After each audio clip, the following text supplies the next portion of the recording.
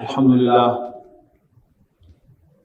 لله نحمده ونستعينه ونستغفره ونؤمن به ونتوكل عليه ونعوذ بالله من شرور أنفسنا ومن سيئات أعمالنا من يهده الله فلا مضل له ومن يضلل فلا هادي له ونشهد أن لا إله إلا الله وحده لا شريك له ونشهد أن سيدنا محمدا عبده ورسوله أرسله بالهدى ودين الحق ليظهره على الدين كله وكفى بالله شهيدا فصلى الله عليه وسلم تسليما كثيرا كثيرا أما بعد فأعوذ بالله من الشيطان الرجيم بسم الله الرحمن الرحيم ألم يجدك يتيما فآوى ووجدك ضالا فهدى ووجدك عائلا فأغنى وقال عز وجل يريدون ليطفئوا نور الله بأفواههم والله متم نوره ولو كره الكافرون هو الذي أرسل رسوله بالهدى ودين الحق ليظهره على الدين كله ولو كره المشركون. محترم انجینئر محمد رشید عمر صاحب، عزیزم یاسر سعید اور معزز خواتین و حضرات، جیسا کہ آپ کے علم میں آ چکا ہے کہ آج میری گفتگو کا موضوع ہے سیرت النبی صلی اللہ علیہ وسلم ایک زندہ حقیقت۔ قریش نے نبی اکرم صلی اللہ علیہ وسلم کو یہ طعنہ دیا قرآن مجید کے حوالے سے کہ یہ ہمیں پرانی کہانیاں سناتے رہتے ہیں۔ یہ قرآن مجید پرانی کہانیوں کا مجموعہ ہے۔ ان پرانی کہانیوں سے قریش کی مراد تھی انباء الرسل۔ قصہ آدم و ابلیس ایک پرانا قصہ ہے۔ نوح علیہ السلام ایک پرانی کہانی ہے۔ حضرت ابراہیم علیہ السلام ایک گزری ہوئی شخصیت ہے۔ اسی طرح حضرت صالح، حضرت شعیب، حضرت لوط، حضرت موسیٰ علیہ السلام، یہ سب گزری ہوئی شخصیتیں ہیں اور ان کے واقعات پرانی کہانیاں ہیں۔ یاد رکھیے گا، قرآن مجید ایک زندہ کلام ہے۔ اس میں بیان ہونے والا کوئی واقعہ پرانا نہیں ہے۔ اسی طرح نبی اکرم صلی اللہ علیہ وسلم اور صحابہ کی زندگیاں یہ بھی کوئی کہانیاں نہیں ہیں۔ یعنی قریش تو پچھلے پیغمبروں کے واقعات کو پرانی کہانیاں کہتے تھے۔ ہم نے رسول اللہ صلی اللہ علیہ وسلم کی زندگی اور صحابہ کرام کی زندگیوں کو بھی شان نزول کی روایات کے ساتھ بالکل نتھی کر کے ہم نے انہیں پرانی کہانیاں بنا دیا۔ حالانکہ نہ قصہ آدم و ابلیس کوئی پرانا واقعہ تھا، کوئی پرانی کہانی تھی، نہ حضرت نوح علیہ السلام کا واقعہ کوئی پرانی کہانی تھی، نہ لوط علیہ السلام کا واقعہ کوئی پرانی کہانی تھی، اور نہ موسیٰ علیہ السلام کا تفصیلی ذکر جو قرآن مجید میں آیا ہے وہ کوئی پرانی داستان تھی۔ اور اسی طرح نبی اکرم صلی اللہ علیہ وسلم کی حیات طیبہ اور صحابہ کرام کی زندگیاں یہ بھی زندہ واقعات ہیں، ان میں سے کوئی پرانی کہانی نہیں ہے۔ اگر آپ زندگی کے کسی بھی مرحلے پر کسی سملر یعنی ملتے جلتی سچویشن میں جائیں گے تو آپ کو معلوم ہوگا کہ قرآن مجید تو یہاں مجھے رہنمائی دے رہا ہے۔ میرے لیے تو حضرت نوح علیہ السلام کے واقعے میں رہنمائی ہے۔ اس کی چند مثالیں میں عرض کروں گا کہ حضرت نوح علیہ السلام کی قوم کے سرداروں نے حضرت نوح سے کہا کہ ہاں تمہارا واعظ تو کچھ اچھا ہوتا ہے، ہمارا بھی یہ چاہتا ہے کہ ہم تمہارا واعظ سنا کریں، لیکن یہ جو تمہاری محفل میں ہمارے کمی کاری جیسے چودھری بن کے بیٹھے ہوتے ہیں یہ ہمیں قابل قبول نہیں ہے۔ آج اگر آپ دین کی دعوت کے لیے یا کسی اور پروگرام کے لیے کسی گاؤں میں جائیں اور وہاں گشت کریں اور لوگوں کو دعوت دیں، لیکن جب آپ چودھری صاحب کے پاس جائیں گے تو وہ کہیں گے کہ نہیں آپ میرے ڈیرے میں آ کے خطاب کریں۔ مقصد کیا ہے اس کا کہ مسجد میں تمام انسان برابر ہو جاتے ہیں، لیکن ڈیرے میں جو حضرات دیہات سے تعلق رکھتے ہیں انہیں معلوم ہے کہ اس میں مختلف قسم کی نشستیں ہوتی ہیں، کچھ صوفے ہوتے ہیں، کچھ موڑے ہوتے ہیں، کچھ کرسیاں ہوتی ہیں اور کچھ پیڑے ہوتے ہیں۔ چوائس صاحبان جو ہیں وہ صوفوں پر بیٹھتے ہیں، پھر ان کے جو قریبی ہماری اونچے مرتبے کے لوگ ہیں گاؤں کے وہ کرسی پر بیٹھتے ہیں، اور باقی جو ان کے کمی کاری ہیں وہ پیڑوں پر بیٹھتے ہیں یا زمین پر بیٹھتے ہیں۔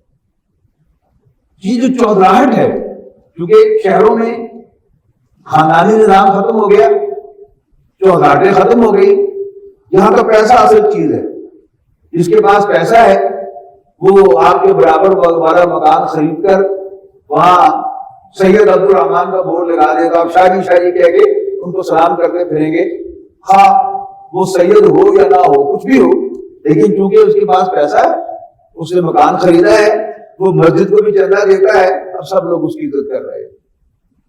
اسی طرح آپ کے علاقے میں کوئی نائٹ کلب بننے لگے اور آپ اس کے خلاف آواز اٹھائیں کہ نہیں ہم یہاں کے نائٹ کلب نہیں بننے دیں گے، آپ توقع رکھیں گے کہ سارا گاؤں یا ساری کمیونٹی آپ کا ساتھ دے گی، اس لیے کہ آپ پورے علاقے کی بہو بیٹیوں کی حفاظت کے لیے کھڑے ہوئے ہیں، لیکن ایسا ہوگا نہیں۔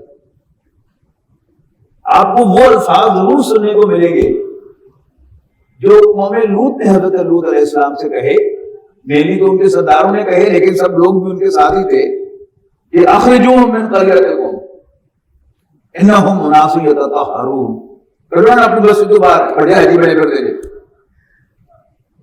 تو یہ دو مثالیں میں نے دی ہیں، لیکن وقت کی قلت کی وجہ سے میں صرف ان دو مثالوں پر اتفاق کرتا ہوں۔ اسی طرح قصہ آدم و ابلیس، یہ دو کرداروں کی کہانی ہے، ان دونوں کرداروں سے اپنے رب کی نافرمانی ہو گئی۔ اللہ تعالیٰ نے حکم دیا کہ آدم کو سجدہ کرو، سب فرشتوں نے سجدہ کر لیا، لیکن جو فرشتوں کا استاد بنا ہوا تھا جن، اس نے سجدہ نہیں کیا۔ اب اللہ تعالیٰ نے اس کی جواب طلبی کی کہ جب میں نے تمہیں حکم دیا تھا میں تمہارا رب ہوں تو تجھے کس چیز نے آدم کو سجدہ کرنے سے روکا؟ تو بجائے وہ شرمندہ ہونے کے اللہ تعالیٰ سے کہنے لگا کہ اصل میں اس لیے میں نے نہیں کیا تیرے حکم پر عمل کہ تیرا حکم غلط تھا۔ خلقتنی من نار، تو نے مجھے آگ سے پیدا کیا، تو خلقتہ من طین، اور آدم کو مٹی سے پیدا کیا، اور آگ سپیریئر ہے مٹی سے، زیادہ میرا اس کو سجدہ کرنا بنتا ہی نہیں۔ اسی طرح آدم و حوا کو علیہ السلام اللہ تعالیٰ نے کہا کہ جنت میں رہو، جو مرضی کھاؤ پیو، جہاں مرضی چلو پھرو، لیکن اس درخت کے قریب نہیں جانا۔ بھارت شیطان نے ان کو بہلا پھسلا کر ان سے پہلے اس درخت میں سے چکھوا لیا اور پھر ظاہر چکھا تو کھا بھی لیا۔ تو اللہ تعالیٰ نے ان کی جواب طلبی کی، او آدم و حوا الم انہکما تلکما الشجرہ، کیا میں نے تم دونوں کو اس درخت کے پاس جانے سے منع نہیں کیا تھا؟ وَأَقُلْ لَكُمَا إِنَّ الشَّيْطَانَ لَكُمَا عَدُوٌّ مُّبِينٌ، اور تم دونوں سے کہا نہیں تھا کہ شیطان تمہارا کھلا دشمن ہے۔ اب آدم و حوا بھی کہہ سکتے تھے کہ رب العالمین ہمیں شیطان نے سب بتا دیا ہے کہ تو نے ہمیں زمین کے لیے پیدا کیا تھا، اب تو ہمیں بہانے سے زمین پر بھیجنا چاہتا، ٹھیک ہے بھیج ہمیں زمین پر۔ یہ ٹپیکل ایک نافرمان انسان کا کردار ہوتا ہے، لیکن آدم حوا نے کیا کیا؟ چپ کر کے ہاتھ جوڑ لیے، ربنا ظلمنا انفسنا وَإِن لَّمْ تَغْفِرْ لَنَا وَتَرْحَمْنَا لَنَكُونَنَّ مِنَ الْخَاسِرِينَ، کہ ربا ہم نے اپنے پر ظلم ڈایا ہے اپنی جانوں پر، اور تو اب بھی ہمیں نہیں بخشے گا، ہم پر مہربانی نہیں فرمائے گا تو ہم تو لٹ جائیں، ہم تو مارے جائیں۔ یہ کیا ہے؟ یہ آدمیت ہے۔ اللہ تعالیٰ یہ کردار ہم سے چاہتا ہے، اس لیے کہ ہم میں سے کوئی نبی نہیں ہے، کوئی فرشتہ نہیں ہے، غلطیاں ہم سے روز ہونی ہیں، صبح شام ہونی ہے، دن رات ہونی ہے، لیکن مطلوب کیا ہے؟ جو ہی غلطی ہو جائے معافی مانگو، اللہ تعالیٰ معاف کر دے گا۔ تو اسی طرح سیرت النبی ایک زندہ حقیقت ہے۔ نبی اکرم صلی اللہ علیہ وسلم، یعنی اگر مقام و مرتبے کو دیکھا جائے تو نبی اکرم صلی اللہ علیہ وسلم سید الاولین والآخرین ہیں، امام الرسل ہیں، امام الانبیاء ہیں، لیکن آپ کی پیدائش اللہ تعالیٰ نے نارمل طریقے سے کی ہے۔ حضرت عیسیٰ علیہ السلام کی پیدائش کہاں؟ اور نبی اکرم صلی اللہ علیہ وسلم کی پیدائش ہوئے کہاں پیدائش ہے، تاکہ کل کو کوئی یہ نہ کہے کہ یہ تو کوئی قصہ ہے جو ہونے والا نہیں ہے۔ اور اس کے بعد پھر ایک آپ کو یتیم پیدا کیا اس دنیا میں، آپ کے آنے سے پہلے آپ کے والد کو اٹھا لیا تاکہ آپ یتیم ہو جائیں، اور پھر وہاں سے آپ کا جو واقعہ تھا پورا اس کو شروع کیا تاکہ کوئی کل کو یہ نہ کہے کہ وہ تو سلور سپون لے کر پیدا ہوئے تھے اور وہ تو ریڈ کارپیٹ پر چلتے ہوئے آئے تھے۔ نہیں، یعنی جو سب سے نچلا درجہ ہو سکتا ہے کسی انسان کا، وہاں سے نبی اکرم صلی اللہ علیہ وسلم کو اللہ تعالیٰ نے اٹھایا اور پھر اٹھا کر پوری نوع انسانی کا امام بنا دیا، اور آپ کے ذریعے سے ایک ایسی تبدیلی دنیا میں برپا کی کہ جس کی نہ پہلے کوئی مثال تھی نہ بعد میں کوئی مثال تھی۔ قرآن مجید میں نبی اکرم صلی اللہ علیہ وسلم کی ابتدائی زندگی کو، یعنی وحی سے پہلے کی زندگی کو، 40 سالوں کو، وہ 3 آیات جو میں نے آپ کو سورۃ الضحیٰ کی سنائی ہیں ان میں بیان کر دیا ہے۔ فرمایا الم یجد کا یتیما فآویٰ، کہ اللہ نے آپ کو یتیم نہ پایا تو پناہ دے دی، تو پروٹیکٹ کیا۔ نبی اکرم صلی اللہ علیہ وسلم کی پیدائش کو آپ کے دادا نے غیر معمولی سیلیبریٹ کیا، تفصیل میں نہیں جا رہا میں، بلکہ میں آپ سے درخواست کروں گا کہ اگر آپ نے آج تک زندگی میں سیرت کی کوئی کتاب نہیں پڑھی تو ضرور پڑھیے، اپنے پسند کی آتھر کی پڑھیے اور اپنے مسلک کے عالم کی پڑھیے، لیکن پڑھیے ضرور، آبجیکٹو سیرا ہو، اس پر نوٹس وغیرہ نہ ہو، بلکہ سیدھا سیرت النبی نبی صلی اللہ علیہ وسلم پیدائش سے لے کر اور آپ کے زندگی کے آخری سانس تک انشاءاللہ آپ کو اس میں رہنمائی ہی رہنمائی نظر آئے گی۔ اور یہ جو میں ساری گفتگو کر رہا ہوں آپ کا دل گواہی دے گا کہ یس یہ زندہ حقیقت ہے۔ تو دادا کے دل میں محبت پیدا کی، دادا کو اٹھایا تو ایک چچا ابو طالب وہ فائنلی خاندان بنو ہاشم کا سربراہ بن گیا۔ اور یہ خاندان بنو ہاشم کا بھی میں صرف حوالہ دے دوں، تھوڑا سا حوالہ تو میں نے دیا آپ کو خاندانی نظام کا، کہ شہروں میں آ کر تو خاندانی نظام ختم ہو گیا، لیکن دیہات میں یہ نظام آج بھی انٹیکٹ ہے۔ ہر شخص اپنے خاندان سے پہچانا جاتا ہے، اے گجرا دے کارن، اے راجپوتا دے کارن، اے رائیاں دے کارن، اے جٹا دے کارن۔ اور کوئی شخص گزر رہا ہو، آپ پوچھیں اپنے دوست سے جس کی گاؤں میں آپ گئے ہوں کہ یہ کون ہے، تو پہلے اس کی ذات بتائے گا کہ یہ گجروں میں سے ہے، ڈوگروں میں سے ہے، راجپوتوں میں سے ہے یا رائیوں میں سے، اس کے بعد باقی تعارف اس کا کروائے گا۔ وہ خاندانی نظام ہے۔ پھر اسی طرح مکہ مکرمہ میں ایک ہی قبیلہ رہتا تھا اور وہ تھا قبیلہ قریش۔ مکے میں یا کوئی کرشی رہ سکتا تھا یا کرشی کا غلام یا کرشی کا حلیف۔ جیسے آج بھی آپ سعودی عرب میں جائیں تو نہ آپ مکان لے سکتے ہیں، نہ آپ کوئی کاروبار کر سکتے ہیں، نہ آپ کو ملازمت مل سکتی ہے جب تک آپ کا کوئی کفیل نہیں ہے، آپ کا ذمہ داری لینے والا نہیں۔ تو مکہ مکرمہ میں یا کرشی رہ سکتا تھا یا اس کا غلام یا حلیف، کوئی چوتھا آدمی نہیں رہ سکتا تھا۔ پھر اس قبیلے میں آگے خاندان تھے، جیسے ہمارے یہاں تانبیہ والا ساہیوال کی طرف ایک بہت بڑا قبیلہ آباد ہے، وٹو، یاسین خان وٹو ہوا کرتے تھے، آپ کو یاد ہوگا، مغربی پاکستان کے وزیر تعلیم تھے۔ پھر پنجاب کے وزیر اعلیٰ رہے منظور وٹو۔ یہ وٹو قبیلہ اس کے آگے خاندان ہے، اس کے بھی بہت سے سیاستدان ہم جانتے ہیں، لالے کے، مانے کے، کالے کے، یہ سب کے ہیں، یہ اس وٹو قبیلے کے نیچے خاندان ہے۔ تو مکہ مکرمہ میں جو قبیلہ قریش آباد تھا اس کے نیچے خاندان تھے، بنو ہاشم ہاشم کے، بنو مروان مروان کے، بنو امیہ امیہ کے، بنو تین کے، تو یہ خاندان تھے۔ تو نبی اکرم صلی اللہ علیہ وسلم کا تعلق بنو ہاشم سے تھا جو آپ کے پردادا تھے۔ تو نبی اکرم صلی اللہ علیہ وسلم ہاشمی تھے اور آپ کا تعلق بنو ہاشم کے ساتھ تھا۔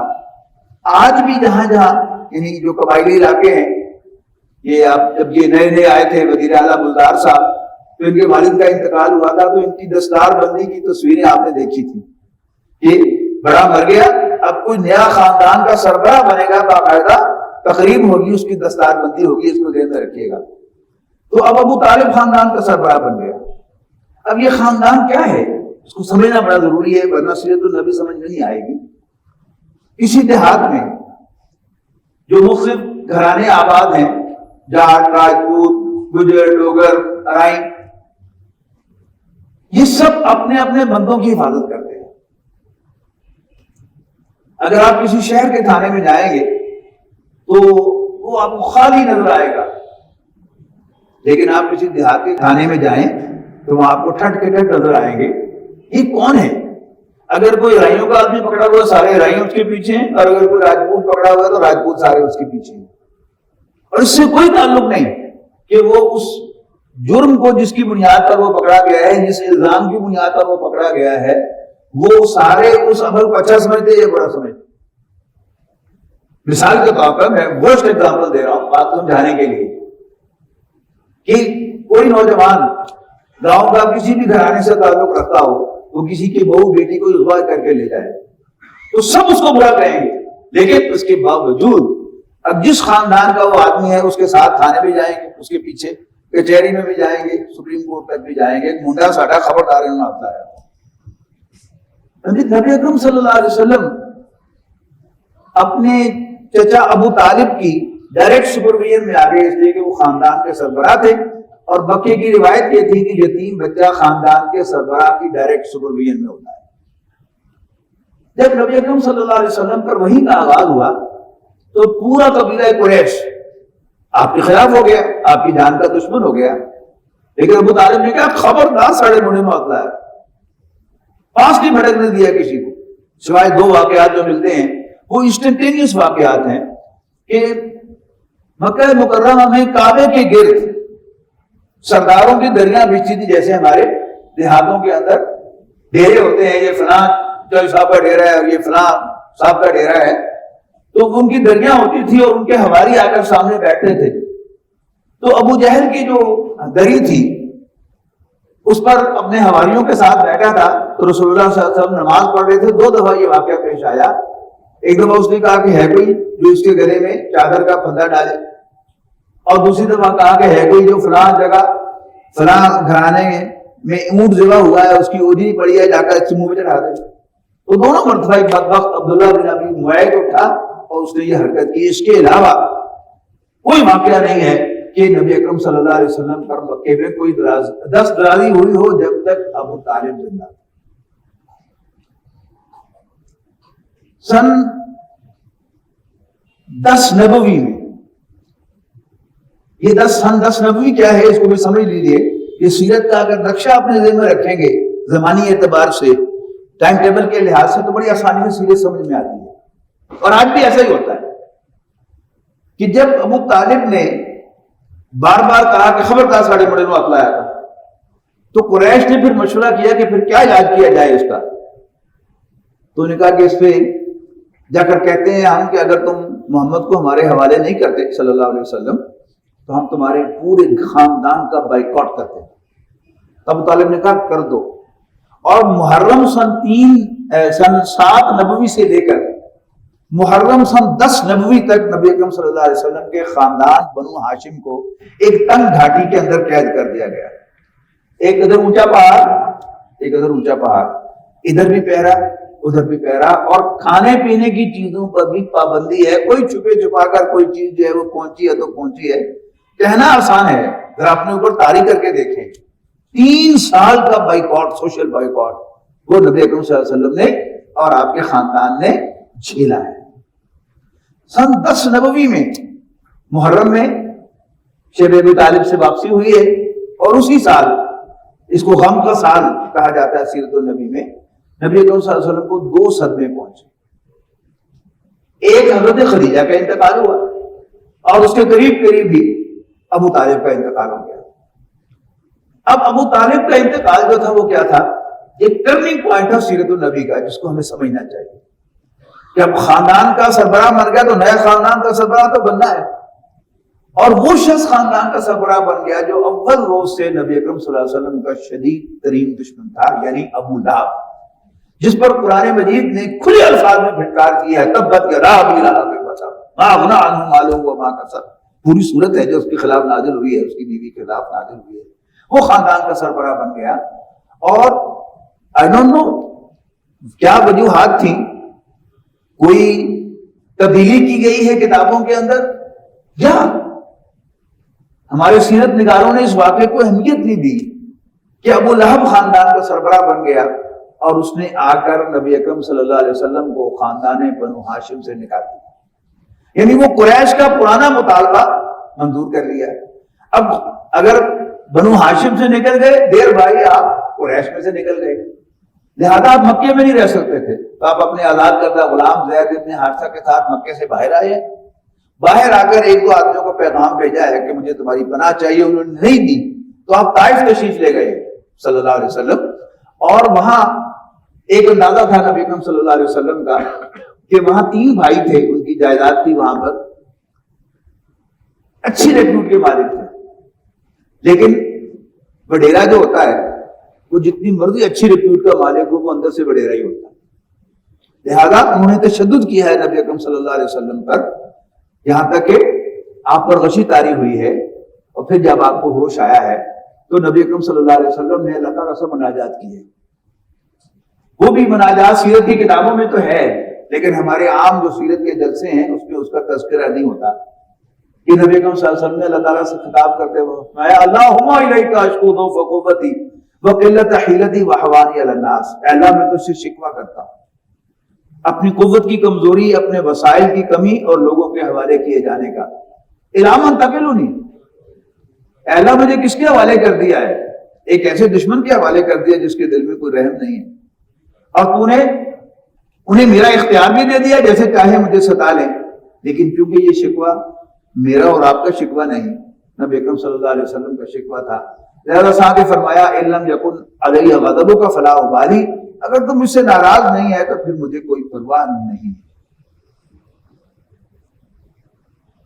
اس کے بعد اللہ تعالیٰ کی طرف سے رسپانس آئی ہے، وہ کیا ہے؟ معراج۔ اب نبی اکرم صلی اللہ علیہ وسلم کو آسمانوں کو بلایا گیا ہے، اور نبی اکرم صلی اللہ علیہ وسلم کو ری ایشور کیا اللہ تعالیٰ نے کہ گھبرا مت، میں تیرے ساتھ۔ جس کا ظہور کیسے ہوا کہ 27 رجب 11/90 کو معراج ہوئی، اور اس کے بعد شعبان، رمضان، شوال، ذی القعدہ اور 5واں مہینہ ذی الحج کا ہے۔ نبی اکرم صلی اللہ علیہ وسلم کو اس حج کے موسم میں رات کے اندھیرے میں یثرب یعنی مدینے سے آئے ہوئے کچھ لوگوں سے ملاقات کا موقع مل گیا۔ رات کے اندھیرے میں کیوں؟ وہی بدبخت ابو لہب آپ کے پیچھے پیچھے پھرتا تھا حج کے دنوں میں، جس سے آپ گفتگو کرنے لگتے پیچھے سے بول پڑتا تھا کہ یہ جادوگر ہے، تم پر جادو کر دے گا، اور وہ فوراً پڑے بھاگ گئے۔ اور ان کو جا کر آپ نے تعارف کروایا کہ میں اللہ کا رسول ہوں، تو انہوں نے کانوں کان ایک دوسرے سے پوچھا یہ تو وہی معلوم ہوتے ہیں جن کا ذکر یہودی کیا کرتے تھے، آؤ ہم ان سے پہلے ان پر ایمان لائیں۔ وہ 5 افراد ایمان لائے، اگلے سال 12 افراد آئے، بیعت عقبہ اولیٰ ہوئی، اور نبی اکرم صلی اللہ علیہ وسلم سے درخواست کی انہوں نے کہ ہمیں آپ ایک قرآن مجید پڑھانے والا دے دیں، ہم ساتھ لے جائیں، وہ وہاں پر ہمیں قرآن پڑھاتا رہے، ہمارے لیے روز روز آپ کے پاس آنا ممکن نہیں، فاصلہ بہت زیادہ ہے۔ تو مصعب بن عمیر رضی اللہ تعالیٰ عنہ کو آپ نے اس کے لیے بھیجا، ان کے ساتھ 1 سال انہوں نے قرآن مجید پڑھایا، بلکہ شاید پڑھایا ہی نہیں، گھوٹ کے پلایا تھا، یا شاید ان کے خون میں انجیکٹ کیا تھا کہ وہ کاشتکار شیر بن گئے۔ اور اگلے سال 73 افراد آئے، 3 خواتین بھی تھیں، اور نبی اکرم صلی اللہ علیہ وسلم کے لیے ایک بڑی زبردست پیشکش لے کے آئے، اللہ کے رسول آپ کے خاندان والوں نے آپ کو ڈس اون کر دیا ہے، آپ ہمارے پاس تشریف لے آئیں، ہم آپ کو اڈاپٹ کرتے ہیں اور اسی طرح آپ کی حفاظت کریں گے جیسے اپنے خاندان میں پیدا ہونے والے بچوں کی حفاظت کریں۔ تو یہ مکمل ہو گیا الم یجد کا یتیمن فآویٰ، تو کیا اللہ نے آپ کو یتیم نہ پایا تو پناہ دی۔ مکہ مکرمہ کی ایک مالدار خاتون تھی حضرت خدیجہ بنت خویلد رضی اللہ تعالیٰ عنہ، یہ 2 دفعہ کی بیوہ تھی اور انتہائی پاک باز خاتون تھی۔ نبی اکرم صلی اللہ علیہ وسلم کے اپنے فرمان کے مطابق آپ نے بچپن میں مکے کے ایک گھرانے کی بھیڑ بکریاں بھی چرائی ہیں، دستی ہے، اور مکہ میں بھیڑ بکریاں چرانا جو ہے یہ کوئی آسان کام نہیں تھا، جہاں عام طور پر ٹیمپریچر 50 ڈگری چلا جاتا ہے، وہاں چرائی ہے۔ تنگ دستی تھی.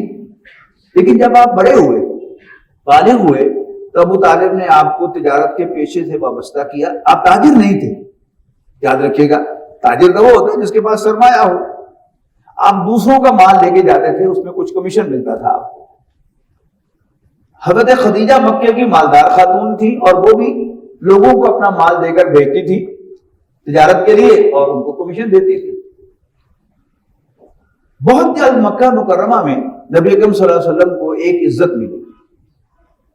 مکے کے لوگوں کو یہ معلوم ہوا کہ ہاشمیوں کا یہ نوجوان صلی اللہ علیہ وسلم, عبداللہ کا بیٹا محمد صلی اللہ علیہ وسلم, یہ عجیب سیلز مین, مال بیچنے کے لیے بھی جھوٹ نہیں بولتا اور اپنے مال کا نقص بتا کر بیچتا ہے. تو انہوں نے آپ کو صادق اور امین کے نام سے پکارنا شروع کر دیا, سچا اور کھرا انسان. اور ادھر وہ 2 دفعہ کی بیوہ جو تھی,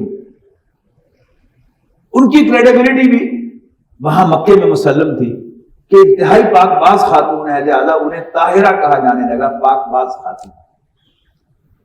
جب طاہرہ نے صادق و امین کا ذکر سنا تو بلا بھیجا صلی اللہ علیہ وسلم, اور کہا کہ تم میرا مال لے کے جاؤ, میں تمہیں دگنا کمیشن دوں.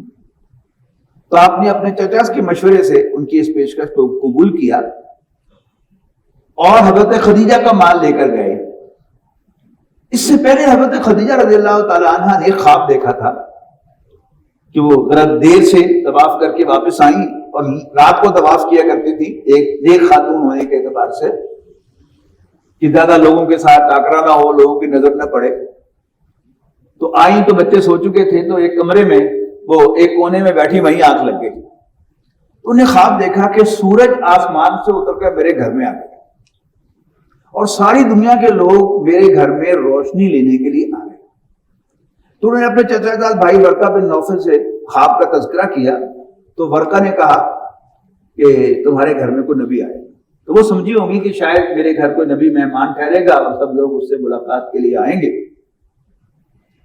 اس کے بعد ایک یہودی, یہ مکے کی عورتیں کبھی کبھی کسی عیسائی یا یہودی عالم کو بلا کر اس کا بیان سنا کرتی تھی. تو حرم میں وہ بیان کر رہا تھا, اس کے درمیان ایک دم نبی اکرم صلی اللہ علیہ وسلم آگے سے گزرے. تو اس نے بیان کرتے کہ وہ جو آدمی بس جا رہا ہے یہ اللہ کا نبی بننے والا ہے, تم میں سے جو اس سے شادی کر سکتی ہے کرے.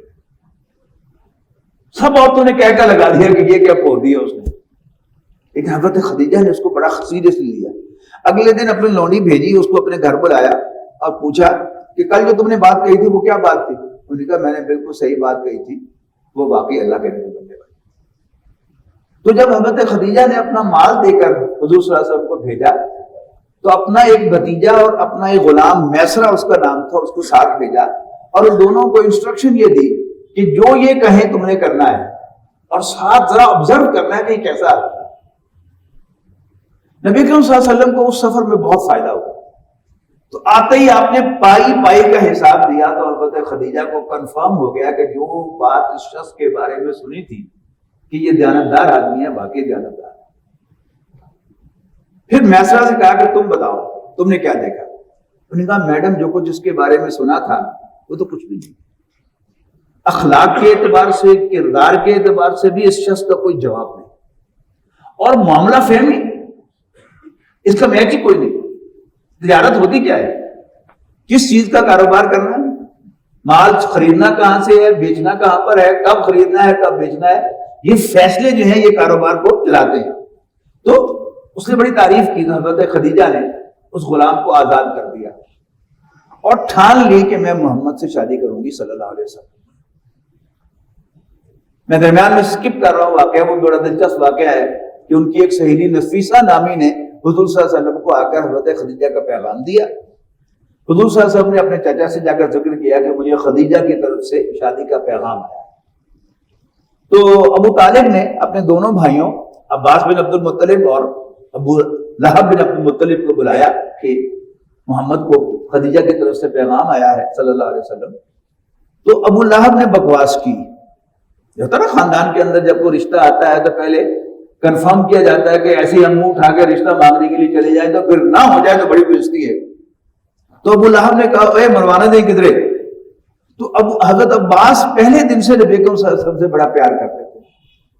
تو انہوں نے, اگر میں اس کو پنجابی میں کہوں تو آسانی سے سمجھ میں آئے گا, کیوں ساڈے منڈے کی کسر ہے, گبرو جوان نہیں, صادق نہیں, امین نہیں, منہ بند کرا دیا. اس کے بعد ابو طالب نے اپنی ہمشیرہ صفیہ بنت عبد المطلب کو بھیجا حضرت خدیجہ کے گھر کنفرم کرنے کے لیے کیا واقعی انہوں نے محمد کو پروپوز کیا ہے صلی اللہ علیہ وسلم. تو حضرت صفیہ حضرت خدیجہ کے گھر گئی. میں یہ واقعہ تھوڑا سا تفصیل سے سنا رہا ہوں کہ عام طور پر یہ ہمارے علم میں نہیں ہے. تو جب دروازہ کھٹکرایا تو اندر سے ایک کنیز آئی, نے کہا بھائی میڈم ہے؟ انہوں نے کہا جی ہیں. ان سے کہو کہ صفیہ بنت عبد المطلب آئی ہے. تو جو ہی جا کر اس لونڈی نے بتایا کہ صفیہ بنت عبد المطلب آئی ہیں, تو حضرت خدیجہ بھاگی ہوئی آئیں اور دروازے سے ان کو لے کر اعزاز کے ساتھ اندر گئیں. اور ہوتا ہے ایسے مواقع پر, میں کہہ رہا ہوں کہ زندہ حقیقت, یہ سب باتیں زندہ ہیں کہ عام طور پر انسان جاتے ہی جا کے نہیں مارتا کہ جی آپ نے رشتہ مانگا, نہیں, پہلے ادھر ادھر کی باتیں کرتا ہے. تو اس سے پہلے کہ حضرت صفیہ کچھ کہتی, حضرت خدیجہ نے کہا کہ آپ جو بات آپ نے سنی ہے وہ درست ہے, میں نے واقعی محمد کو پروپوز کیا ہے صلی اللہ علیہ وسلم.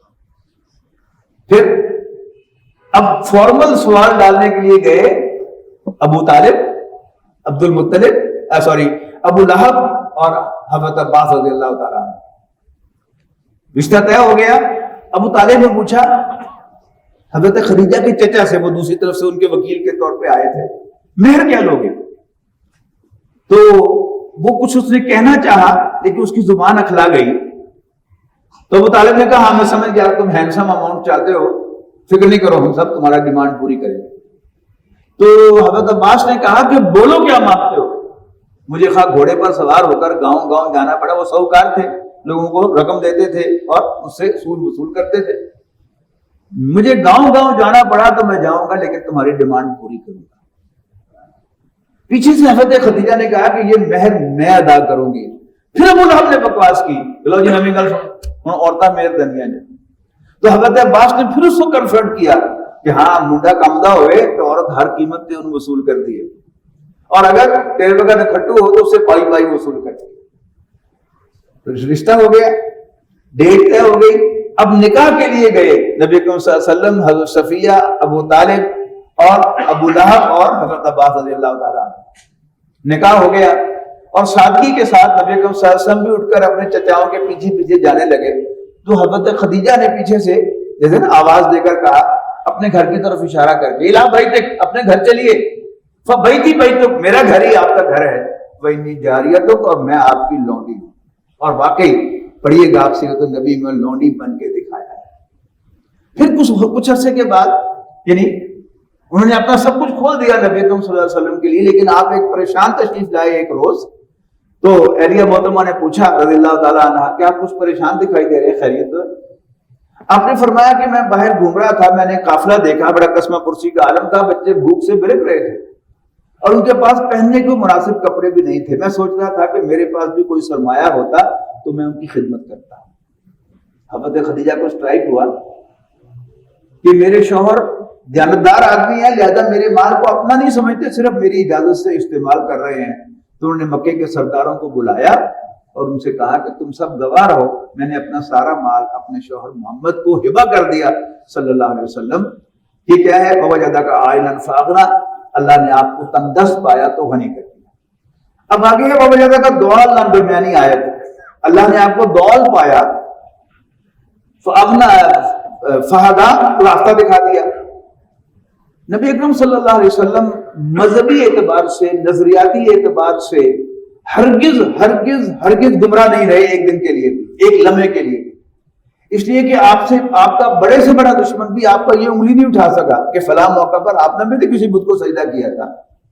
اور مکے کا عام کافر بڑی وضاحت کے ساتھ, کلیئرٹی کے ساتھ جانتا تھا کہ اس کائنات کا خالق اللہ تعالیٰ ہے. قرآن مجید میں کئی آیات ہیں, لَإِن سَأَلْتَهُم مَّن خَلَقَ السَّمَاوَاتِ وَالْأَرْضَ لَيَقُولُنَّ اللَّهُ, اگر تم ان سے پوچھو کہ بتاؤ بلا آسمانوں اور زمین کو کس نے پیدا کیا, تو لازماً کہیں گے اللہ تعالیٰ ہی نے پیدا کیا. تو نبی اکرم صلی اللہ علیہ وسلم سے تو کیا مکے کا عام کافر بھی جانتا تھا کہ اللہ تعالیٰ خالق ہے. عام کافر اللہ کے ساتھ شرک کرتا تھا عبادت میں، تو رسول اللہ صلی اللہ علیہ وسلم نے کسی بت کو سجدہ بھی نہیں کیا. لیکن جو دوسرا معاملہ ہے وہ ہے انسان کا تعلق دوسرے انسانوں کے ساتھ.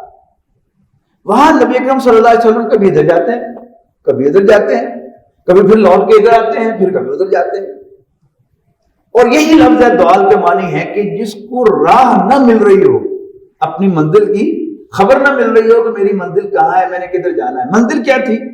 انسانوں کے کام آنا. اس کے لیے آپ پڑھیے سیرت کی کتابوں میں کہ اول نبی اکرم صلی اللہ علیہ وسلم صرف بیواؤں کی خبر گیری کر کے اور یتیموں کی سرپرستی کر کے خدمت کیا کرتے تھے انسانوں کی. اس میں دونوں کاموں میں پیسہ نہیں لگتا. یتیم کی اصل ضرورت پیسہ نہیں ہے، صرف یہ ہے کہ کوئی اس کا منہ ایسے چومے، کوئی ایسے اس کو گلے لگائے کہ اگر اس کا باپ زندہ ہوتا تو اس کا منہ چومتا اور اس کو گلے لگاتا. پیسہ اس کی ضرورت نہیں ہے. اسی طرح بیوہ، آج کی بیوہ پر قیاس نہ کیجیے جس کے پاس 2 گاڑیاں ہیں، 4 کریڈٹ کارڈ ہیں اور موبائل فونز ہیں، بینک اکاؤنٹس ہیں. آج سے 1500 سال پہلے کی بیوہ کا تصور کیجیے. اگر کوئی نوجوان آبادی کا، کمیونٹی کا، گاؤں کا ہر دوسرے چوتھے روز جا کے پوچھتا رہے اماں جی کو کام ہوئے تو دسو، یہ ہے نا خدمت. اس میں بھی پیسہ نہیں لگتا. اس کے بعد پھر وہ واقعہ دل میں رکھیے گا حضرت خدیجہ کی شادی کے بعد معلوم ہوتا ہے کہ نبی اکرم صلی اللہ علیہ وسلم نے حضرت خدیجہ کے مال سے لوگوں کی خدمت شروع کی، لیکن جلد آپ کو احساس ہوا کہ یہ تنہا تنہا کرنے کا کام نہیں ہے. تو آپ نے مکے کی ایک ویلفیئر آرگنائزیشن حلف الفضول جس کا نام تھا اس کو جوائن کیا. یہ حلف الفضول کیا تھی کہ ایک والنٹیئر آرگنائزیشن تھی کہ جس کا مقصد کیا تھا کہ ہم بھوکوں کو کھانا کھلائیں گے، تنگ دست کی مدد کریں گے، کوئی حاجت مند حاجت کے لیے پکارے گا تو ہم اس کی حاجت روائی کے لیے پہنچیں گے اور ظالم کا ہاتھ روکیں گے. ایسی آرگنائزیشن بڑی قابل رحم ہوتی ہے. وہ اپنی ناکامیوں کو سیلیبریٹ کرتی رہتی ہے. آپ کسی ایسی آرگنائزیشن کے دفتر میں جائیں تو پہلے چارٹ لگے ہوتے تھے، اب ڈیجیٹل ڈسپلے ہے کہ ہماری آرگنائزیشن سن 2010 میں بنی، سال 2010 میں ہم نے 200 بھوکوں کو کھانا کھلایا، تو اگلے سال ہم نے 500 کو کھلایا، پھر 1000 کو، اور پھر ہم ہزاروں کو کھانا کھلاتے ہیں سال میں. اور خود ہمارے ملک میں ہم جانتے ہیں کہ اور باقی سب چھوڑ دیجئے، صرف سیلانی اور ایدھی ٹرسٹ، ان دونوں کو آپ دیکھ لیجئے کہ روزانہ لاکھوں کو کھانا کھلاتے ہیں ملک میں. اچھا، لیکن کیا غربت ختم ہو رہی ہے؟ بھوک ختم ہو رہی ہے؟ ہرگز نہیں. اب میرے جیسا ایک عام ذہن کا مالک جو بہت زیادہ ذہین نہیں ہے، ایک ایوریج ذہن کا مالک، وہ بڑا امپریس ہوتا ہے کہ میرا بھی ایسا پالو، بڑا نیک کام کر رہے ہیں، بھوکوں کو کھانا کھلا رہے ہیں. لیکن یاد رکھیے گا کہ نبی اکرم صلی اللہ علیہ وسلم نوع انسانی کے ذہین ترین فرد تھے، لہذا بہت جلد آپ کو محسوس ہوا کہ یہ تو دھوکہ ہے، ہم کچھ اچیو نہیں کر رہے، ہم لوز کر رہے ہیں. بھوکوں میں اضافہ کا مطلب کیا؟ بھوک بڑھ رہی. تنگ دستوں میں اضافہ کا مطلب کیا ہے؟ تنگ دستی بڑھ رہی ہے. اور ایک بڑی غلط فہمی ہوتی ہے، آپ کو یاد ہوگا کہ جب ایران میں خمینی صاحب کا انقلاب آیا تھا تو ہم میں سے بہت سے لوگوں کی زبان پر یہ جملہ آیا کہ خمینی پاکستان سے آ جائے نا تو 2-4 گاٹے لا دیں گے تو ظلم ختم ہو جائے گا. ہرگز. بھوکوں کو کھانا کھلانے سے کبھی بھوک ختم نہیں ہوتی، اور مہنگائی الاؤنس دینے سے کبھی مہنگائی ختم نہیں ہوتی، اور ظالموں کو مارنے سے کبھی ظلم ختم نہیں ہوتا. اب نبی اکرم صلی اللہ علیہ وسلم جو ہیں وہ پریشان ہیں کہ میں نے بغیر پیسے سے خدمت کی، خدیجہ کے پیسے سے خدمت کی، تنہا خدمت کی اور آرگنائزیشن کے پلیٹ فارم پر خدمت کی، لیکن میں کچھ حاصل نہیں کر سکا. یہ جو چیزیں جو نبی اکرم صلی اللہ علیہ وسلم کو غار حرا میں لے کر گئی، اس لیے کہ بخاری شریف کی روایت کے مطابق فلما بلغ 40 سنۃ، جب نبی اکرم صلی اللہ علیہ وسلم کی عمر مبارک 40 سال کے قریب ہوئی، کان حبب الیہ الخلاء، تو آپ کو خلوت بہت پسند آنے لگی، تنہائی. وکان یخلو الی غار حرا، غار حرا میں آپ خلوت گزین ہو جاتے، ویتحنث فی، اور اس میں عبادت کرتے. اب حدیث کی شرح لکھنے والوں کے سامنے یہ سوال آیا کہ قرآن مجید نازل نہیں ہوا تھا، نماز تھی نہیں، تو آپ کون سی عبادت کرتے تھے غار حرا میں 7 ہفتے تک؟ تو پھر حدیث کی شرح لکھنے والوں نے، حدیث کی وضاحت کرنے والوں نے کہا کہ کان صفت و تعبدہ فی غار الحرا التفکر والاعتبار، غار حرا میں نبی اکرم صلی اللہ علیہ وسلم کی خدمت کی نوعیت غور و فکر. اب کئی لوگوں نے کہا کہ غور و فکر اس کائنات کے بارے میں تھا کہ اس کو کس نے پیدا کیا، کیسے پیدا کیا. جب مکے کا عام آدمی سمجھتا تھا کہ اللہ تعالیٰ ہی کائنات کا خالق ہے، تو حضور صلی اللہ علیہ وسلم تو اس سے اوپر کوئی بات سوچ رہے ہوں گے. اور آپ کی 40 سالہ زندگی میں سے کم 30 سال تو اس بات کی گواہی دے رہے ہیں کہ آپ اٹیمپٹ کر رہے تھے، کبھی ادھر کبھی ادھر، کبھی ایسے کہ میں انسانوں کے کام کیسے آؤں. تو آپ کا غور و فکر بھی اسی پر ہوگا کہ یا اللہ مجھے راستہ بتا، میں تیرے بندوں کے کام آنا چاہتا ہوں، میں ظلم کا خاتمہ کرنا چاہتا ہوں، میں بھوک کا خاتمہ کرنا چاہتا ہوں، مجھے راستہ بتا کہ میں یہ کیسے. تو اللہ تعالیٰ نے آپ کو راستہ دکھایا. فہدا، وہ راستہ کیا تھا؟ 2 باتیں. پہلی 8 آیات سورہ علق کی، اقرا بسم ربک الذی خلق، پر اپنے اس رب کے نام سے جس نے پیدا کیا. اللہ تعالیٰ عربی زبان کا لفظ ہے جو اللہ تعالیٰ کے لیے بنا ہے، غیر اللہ کے لیے نہیں بولا جا سکتا. جیسے انگریزی میں کیپٹل جی والا گاڈ اللہ کے سوا کسی اور کے لیے نہیں بولا جا سکتا، جبکہ اسمال جی والا گاڈ جو ہے اس کی جمع بھی ہے گاڈز، اور اس کی فیمینن بھی ہے گاڈس، اس کی جمع بھی ہے گاڈس، گاڈز اینڈ گاڈسز. لیکن کیپٹل جی والے گاڈ کے ساتھ نہ کبھی اے لگتا ہے، نہ دی لگتا ہے، نہ اس کی جمع ہے، نہ اس کی مؤنث ہے. تو اللہ تعالیٰ کے لیے. تو عربی زبان میں لفظ اللہ تھا، وہ سب جانتے تھے اس کا مطلب بھی، اور خالق بھی مانتے تھے توحید کے ساتھ. سورہ یونس میں فرمایا کہ اگر تم ان سے پوچھو کہ بتاؤ بھلا تمہیں آسمان اور زمین سے رزق کون دیتا ہے، اور کس کے کنٹرول میں ہے آنکھیں اور کان، کون زندہ کو مردہ سے، مردہ کو زندہ سے پیدا کرتا ہے، اور کون کاموں کی تدبیر کرتا ہے. سیقولون اللہ، تو کہیں گے اللہ. فقل افلا تتقون، تو پھر ان سے پوچھو کہ اسے ڈرتے کیوں نہیں ہو. فذلکم اللہ ربکم الحق، تو سن لو کہ یہی اللہ تمہارا حقیقی رب ہے، تمہارا حقیقی مالک ہے، حقیقی آقا ہے، ریئل لارڈ ہے. شیطان قدم قدم پر ہمارے ساتھ ہے، آگے سے، پیچھے سے، دائیں سے، بائیں سے، اوپر سے، نیچے سے، قدم قدم پر حملے کرتا ہے. آپ انگریزی ٹرانسلیشنز دیکھیں تو انگریزی ٹرانسلیشن آلموسٹ سب کے سب رب کا ترجمہ لارڈ کرتے ہیں، آقا. لیکن اردو تراجم میں ہم رب کا ترجمہ پالنے والا کرتے ہیں. پالنا ایک سروس ہے اور لارڈشپ ایک حیثیت ہے. عربی زبان میں لفظ رب اللہ تعالیٰ کے لیے نہیں بنا تھا. آپ نے عربی میں کہنا ہو کہ امیہ بن خلف حضرت بلال کا آقا تھا، تو آپ کے پاس اور کوئی لفظ نہیں سوائے یہ کہنے کہ کانا امیہ ربا بلال، کہ امیہ بن خلف حضرت بلال کا آقا تھا، مالک تھا. اب وہ اپنے آپ کو تو کہتے تھے رب، اور اپنے غلاموں کو کہتے تھے اب یہ ہمارے غلام ہیں. تو قرآن مجید کی پہلی ہی آیت میں ان کے نیچے سے وہ رب کی کرسی جو تھی کھینچ لی گئی کہ تم مخدوم ہو، خدمت لیتے ہو لو، لیکن مالک نہیں ہو. ان کے مالک میں ہوں، اللہ رب العالمین. اور نوٹ کیجئے گا یہی بات دونوں پہلی آیتوں میں ہے، یعنی زمانہ نزول کے اعتبار سے بھی سب سے پہلی نازل ہونے والی آیت اقرا بسم ربک الذی خلق. اللہ تعالیٰ کا تعارف کیا ہے؟ وہ رب ہے. اور ٹیکسٹ کی پہلی آیت الحمدللہ رب العالمین، وہاں بھی اللہ تعالیٰ کا تعارف کیا ہے کہ ساری ہم اس اللہ کے لیے ہے جو تمام جہانوں کا رب ہے. پھر دوسرا کیا ہوا کہ اللہ تعالیٰ کے تعارف کے بعد 6، 7 اور 8ویں آیت میں ایک اور بڑی بات تھی کہ جو قریش کو بہت بری لگی. وہ کیا تھی؟ وہ تھی آخرت. کلا ان الانسان لیطغی، نہیں، انسان سرکش ہو ہی جاتا ہے، اور رآہ استغنی، اس لیے کہ اپنے آپ کو بے پرواہ دیکھتا ہے. ان الی ربک الرجعی، بے شک تجھے اپنے رب کے حضور لوٹنا ہے. یہ بے پرواہی کیا ہے؟ 2 قسم کے قوانین ہیں. ایک ہے مادی قوانین جس میں کوئی رعایت نہیں ہوتی.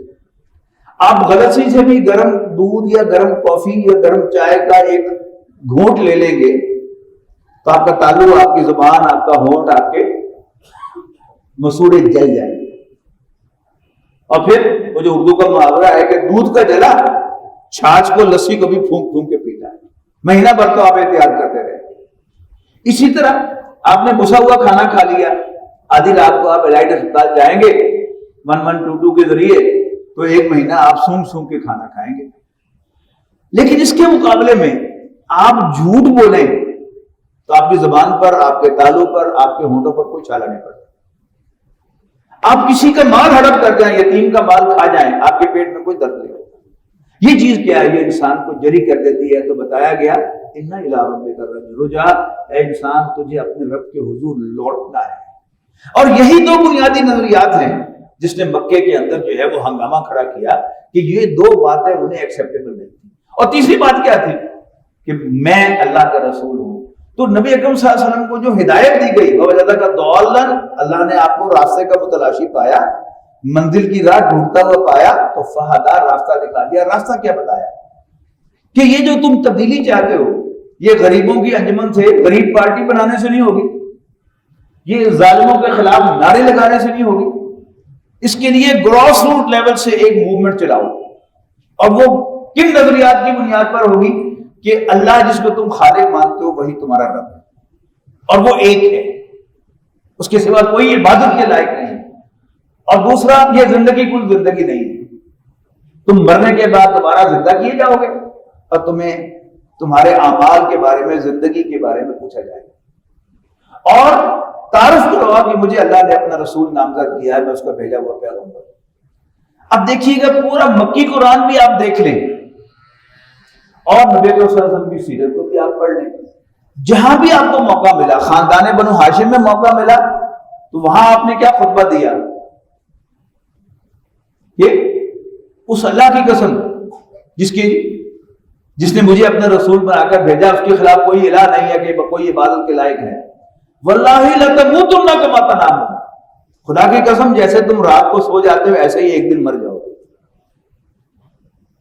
ثم لتبعثن بما تستيقظون، پھر تمہیں اٹھایا جائے گا جیسے تم صبح سو کر اٹھتے ہو. ثم لتحاسبن بما تعملون، پھر تمہارا محاسبہ کیا جائے گا، پوچھ گچھ کی جائے گی تم سے تمہاری کرتوتوں کے بارے میں. ثم لتجزون بالاحسان احسانا وبالسوء سوءا، اور پھر تم بدلہ دیا جائے گا اچھے اعمال کا اچھا، برے اعمال کا برا. اور وہ کیا ہوگا؟ یا ہمیشہ ہمیشہ کی جنت ہوگی یا ہمیشہ ہمیشہ کی آگ. یہ بنو ہاشم کا خطبہ ہے. اور کوئی صبا کا خطبہ تو مشہور ہے کہ آپ نے پہلے پوچھا کہ تم نے مجھے کیسا پایا؟ نے کہا سارے کو امید پایا. اگر میں کہوں کہ پیچھے سے ایک لشکر تم پر حملہ آور ہونے والا ہے، پہاڑ کے اوپر کھڑے تھے نا آپ، صفا پہاڑ کے اوپر، تو مان لو کہ ہم کا ضرور مانیں گے یہ کہ آپ نے کبھی جھوٹ نہیں بولا. تو آپ نے فرمایا کہ میں تمہیں خبر دیتا ہوں کہ تم مرنے کے بعد دوبارہ زندہ کیے جاؤ گے اور اپنے رب کے سامنے پیش کیے جاؤ گے. اب یہی تین باتیں ہیں جو پورے مکی قرآن میں بتائی گئی ہیں، اور صرف گواہی کے طور پر کہ مجھ سے پہلے بھی رسول آئے، نوح علیہ السلام، ہود علیہ السلام، صالح علیہ السلام، لوط علیہ السلام، شعیب علیہ السلام، موسیٰ علیہ السلام، عیسیٰ علیہ السلام. اور جن قوموں نے، جن لوگوں نے اللہ کے ان پیغمبروں کا انکار کیا تو پھر اللہ تعالیٰ نے ان کو صفحہ ہستی سے مٹا دیا. یہ کیا تھی؟ یہ وارننگ تھی. اور اسی کے نتیجے میں چونکہ نبی اکرم صلی اللہ علیہ وسلم کو ایک پروٹیکشن حاصل تھی، اور وہ جو موضوع کو ذہن میں رکھیے گا، زندہ حقیقت. اب جتنی باتیں میں نے بیان کی ہیں آپ کی ابتدائی 40 سالہ زندگی کی، کوئی بھی آدمی سیم سچویشن کے اندر اگر آئے گا دنیا کے اندر، اس کو ان تمام حالات سے سابقہ پیش آئے گا. اگر اس کا تعلق دیہات میں کسی خاندان سے ہے تو اس کو خاندان کی سپورٹ ملے گی، اور اگر شہر میں ہے بے یار و مددگار، شہری تو بیچارے بے یار و مددگار ہی ہوتے ہیں، جو اپنے خاندان کو ڈسون کرتا ہے اس کی کوئی حیثیت نہیں. جو اپنے خاندان کو نہیں پہچانتا اس کی کوئی حیثیت نہیں. تو آج بھی ایسا ہی ہوگا. اور اگر آپ خدمت خلق کرنا چاہتے ہیں آپ کے اندر جذبے ابھریں گے. لیکن ہوتا کیا ہے کہ جب آپ کوئی بڑی ایکسٹرا آرڈنری اور بڑی کام کی بات کہتے ہیں تو باطل نظام آپ کو خرید لیتا ہے. وہ کہتا ہے واہ بھائی واہ، واہ بھائی واہ، تمہیں تو ہم سونے میں تول دیں گے، تمہارے جیسے لوگ روز روز پیدا نہیں ہوتے، آؤ ہم تمہیں ایک ادارہ بنا کے دیتے ہیں انسانی خدمت کا، تم اس کے ڈائریکٹر ہو گے. اور پھر یہ جو غریبوں کا ہمدرد تھا وہ ایک بٹن دباتا ہے اور 2 آدمی آ کے سلام کرتے ہیں، یس سر، تو اس کی ساری کی ساری خدمت کا جذبہ جو ہے وہ بک جاتا ہے. نبی اکرم صلی اللہ علیہ وسلم سے تو ایسی کسی امید ہی نہیں کہ آپ بھی جو ہے وہ ہوگے. لہٰذا آپ نے اس خلوص کے ساتھ چاہا تھا کہ میں انسانوں کی خدمت کرنا چاہتا ہوں.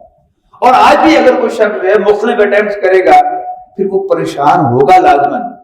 دو شرائط میں، اگر وہ مخلص ہے اور ذہین ہے. اگر ذہین نہیں ہے تو اس کو پتہ ہی نہیں چلے گا کہ میں کیا کر رہا ہوں. وہ ڈونیشن دیتا رہے گا، کوئی بڑا کام کر رہا ہے اور اپنے آپ کو سیٹسفائڈ سمجھے گا. لیکن اگر ذہین ہے تو ڈسٹرب ہوگا. واٹ از گوئنگ آن، یہ کیا ہو رہا ہے، ہم تو کچھ اچیو نہیں کر رہے، لوز کر رہے ہیں. پھر اگلا امتحان کیا ہوگا کہ اگر وہ مخلص ہوگا تو بکے گا نہیں، اور اگر وہ بکاؤ مال ہوگا تو پھر بک جائے گا اور سب کچھ جو ہے وہ راستے میں رہ جائے گا. اور پھر اگر آپ کوئی تحریک چلائیں گے، آپ کو راستہ نظر آ جائے گا کہ یہ کرنا ہے، تو پھر وہ تمام سٹیپس جو نبی اکرم صلی اللہ علیہ وسلم کی زندگی میں آئے تھے وہ آئیں گے. ستایا جائے. اگر آپ کو خاندانی پروٹیکشن حاصل ہے تو وہ آپ کے ساتھی کے جن کو خاندانی پروٹیکشن حاصل نہیں ہے، یا ان کا اپنا خاندان جو ہے اس کا کوئی بڑا اس کا ساتھی نہیں ہے، تو ان پر تشدد ہوگا. اور یہی ہوا نبی اکرم صلی اللہ علیہ وسلم کے ساتھ. حضرت عثمان رضی اللہ تعالیٰ عنہ پر تشدد ہوا، حضرت مصعب بن عمیر پر تشدد ہوا. ان کے بڑوں نے کیا، اپنے ہی خاندان کے. مصعب بن عمیر کے چچا نے ان کو گھر سے نکال دیا، کپڑے بھی اتروا دیے. اور اسی طرح سعد بن ابی وقاص کی والدہ نے بھوک ہڑتال کی. یہ سب کچھ ہوا یہاں تک کہ سن 5 نبوی میں جا کر حالات اتنے تنگ ہو گئے کہ قرآن مجید میں آیت آ گئی، یا عبادی الذین آمنوا ان ارضی واسعہ ایایا فاعبدون. اے میرے ایمان والے بندو، میری زمین وسیع ہے لیکن تمہیں عبادت میری ہی کرنی ہے. پریشر میں آ کر تشدد کی وجہ سے تم نے شرک نہیں. تو نبی اکرم صلی اللہ علیہ وسلم نے صحابہ کرام کو حبشہ کی طرف ہجرت کرنے کی اجازت دی، حبشہ کی طرف. اور 100 افراد کا قافلہ پہلا جو ہے وہ حبشہ میں گیا ہے. یہ یعنی ہجرت حبشہ کہلاتی ہے. لیکن ابھی حضور صلی اللہ علیہ وسلم کو خاندانی پروٹیکشن حاصل ہے، جو کہ 7 نبوی میں جا کر وہ شیب ابی طالب ہوئی، اور پھر 3 سال تک وہاں مقاطع ہوا. پھر ابو طالب اللہ چلا گیا اللہ کے پاس، اور پھر ابو لہب نے آپ کو خاندان بنو ہاشم سے نکالا. نبی اکرم صلی اللہ علیہ وسلم اللہ تعالیٰ کے لیے اللہ تعالیٰ نبی اکرم صلی اللہ علیہ وسلم کے لیے راستے کھولتا تھا. اور آج بھی ایسے ہی ہوگا. اب سب حضرات ذرا اپنی زندگی میں پیچھے ایک جھانکے، ایک نظر. آپ کی زندگی کا کوئی ایسا واقعہ ہوگا کہ جس کو آپ نے سمجھا ہوگا کہ ہو یہ تو میرے ساتھ بہت برا ہوا. لیکن ذرا آپ غور کریں تو آج آپ جس حیثیت میں ہیں وہ اسی واقعے کی وجہ سے ہے جس کو آپ نے اپنے لیے بہت برا سمجھا. نبی اکرم صلی اللہ علیہ وسلم کی زندگی کا یہ عام الحزن ہے، غم کا سال. لیکن یہی ٹرننگ پوائنٹ ہے آپ کی سیرت کا، آپ کی حیات طیبہ کا، کہ حالات تنگ ہوتے ہوتے ہوتے ہوتے آپ بند گلی میں آ گئے، اور آپ پر بھی ذاتی تشدد جو ہے وہ طائف کے اندر ہو گیا. اب اگر ابو طالب زندہ ہوتا، یاد رکھیے گا، اور 10 سال بھی وہ اور زندہ ہوتا تو اسٹیٹس کو وہ مینٹین ہوتا، یہی کچھ ہوتا. اب اللہ تعالیٰ چاہتا تھا کہ نبی اکرم صلی اللہ علیہ وسلم کی زندگی کا، آپ کی حیات طیبہ کا رخ موڑے کامیابی کی طرف. اور جیسے وہ کہا کہ ان مع العسر یسرا، کوئی بھی آسانی تنگی کے ساتھ آتی ہے، تو اللہ تعالیٰ نے اسی اصول کے تحت نبی اکرم صلی اللہ علیہ وسلم کو بھی اس تنگی سے گزارا کہ کل کو کوئی یہ نہ کہہ سکے کہ حضور صلی اللہ علیہ وسلم کو تو ٹھنڈی سڑک پر ریڈ کارپیٹ پر چلاتے ہوئے اللہ تعالیٰ مدینہ لے گیا. نو، زندہ حقیقت ہے یہ کہ اگر آپ کوئی کام کریں گے تو آپ کو جان کے لالے بھی پڑیں گے، آپ پر مشکل حالات بھی آئیں گے، آپ پر پتھراؤ بھی ہوگا، آپ قید بھی ہوں گے. بنی ہاشم قید ہوئی ہے کہ نہیں ہوئی؟ آپ بھی قید ہوں گے اگر آپ کوئی کام کرنا چاہتے ہیں اس زمین پر. اور پھر اللہ تعالیٰ نے جو حضور صلی اللہ علیہ وسلم کے وہم و گمان میں بھی نہیں تھا کہ مدینہ میرے لیے الٹرنیٹ بیس بنے گا، اور وہ آئے مدینے والے آپ کے لیے پیشکش لے کر، اور آپ مدینہ منورہ منتقل ہو گئے. اب اللہ تعالیٰ نے ایک نیا فیز حضور صلی اللہ علیہ وسلم کی زندگی میں اللہ تعالیٰ لایا، اور مدینہ تشریف آوری کے ربیع الاول میں ہجرت ہوئی ہے، یہ رکھیے گا، نبوت کے 14ویں سال. اور اس کے 7.5 سال کے بعد رمضان سن 8 ہجری میں مکہ مکرمہ فتح ہوا. تو ایک پہلا فیز ہوتا ہے تنگی کا، اور اس کے بعد اگلا فیز ہوتا ہے کہ جب اللہ تعالیٰ جو ہے پھر راستے کھولتا چلا جاتا ہے، کھولتا چلا جاتا ہے، کھولتا چلا جاتا ہے. لیکن وہ جو تنگی کا فیز ہوتا ہے وہ اصل میں آپ کو کامیابی دلانے کے لیے ہی ہوتا ہے. اگر ہم ثابت قدم رہیں تو اللہ تعالیٰ پھر ہمارے لیے راستے کھولتا ہے. مدینہ منورہ تشریف آوری کے بعد نبی اکرم صلی اللہ علیہ وسلم نے اپنا جو ٹرینڈ ہے وہ تبدیل کیا. میں بڑا سوچ سمجھ کر لفظ استعمال کر رہا ہوں کہ مکی زندگی میں آپ کی حیثیت ایک مبلغ کی، ایک دائی کی تھی. مدینہ منورہ میں آپ کی حیثیت ایک مہمان کی تھی. لہذا آپ مدینہ منورہ میں ایک دائی اور مبلغ کی حیثیت سے عام حرکت کرتے ہوئے نظر نہیں آئے. جہاں کہیں کوئی وفد آیا ہوگا تو آپ نے اس کو دین کی دعوت بھی دی ہوگی، قرآن کو ماننے کی دعوت بھی دی ہوگی، اس کو قرآن مجید بھی سنایا ہوگا. اب یہ کام آپ کے ساتھیوں نے کیا نیچے کہ جب آپ نے ہجرت فرمائی ہے تو ایون اوس اور خزرج بھی پورے مسلمان نہیں ہوئے تھے، لیکن بعد میں رفتہ رفتہ ہوئے. لیکن آپ نے پھر اوپر کے کچھ کام کیے. وہ کام کیا ہے کہ آپ نے ملاقاتیں کی ہیں تمام قبائل کے جو سرکردہ لوگ تھے ان کے ساتھ. یہ قبائل کون سے تھے یہ بھی سمجھ لیں. 2 قبیلے تھے تو وہاں رہنے والے اوس اور خزرج، اور 3 بڑے قبیلے تھے یہودیوں کے جو مدینہ میں آباد تھے. اور تاریخی طور پر ثابت ہے کہ وہ آخری نبی کا استقبال کرنے اور آخری نبی کا ساتھی بننے کے لیے مدینہ موو ہوئے. لیکن ان کی قسمت میں ایمان نہیں تھا. وہی خاندانی نظام کہ ہاں ہے تو اللہ کا نبی لیکن چونکہ ہم میں سے نہیں ہے لہذا ہم نے اس کو نہیں مانا. ابو جہل نبی اکرم صلی اللہ علیہ وسلم کا بدترین دشمن. اس سے ان پرائیویٹ کسی نے پوچھا کہ محمد کیا جھوٹ ہے صلی اللہ علیہ وسلم؟ اس نے کہا نہیں. پھر ہم مخالفت کیوں کر رہے ہیں؟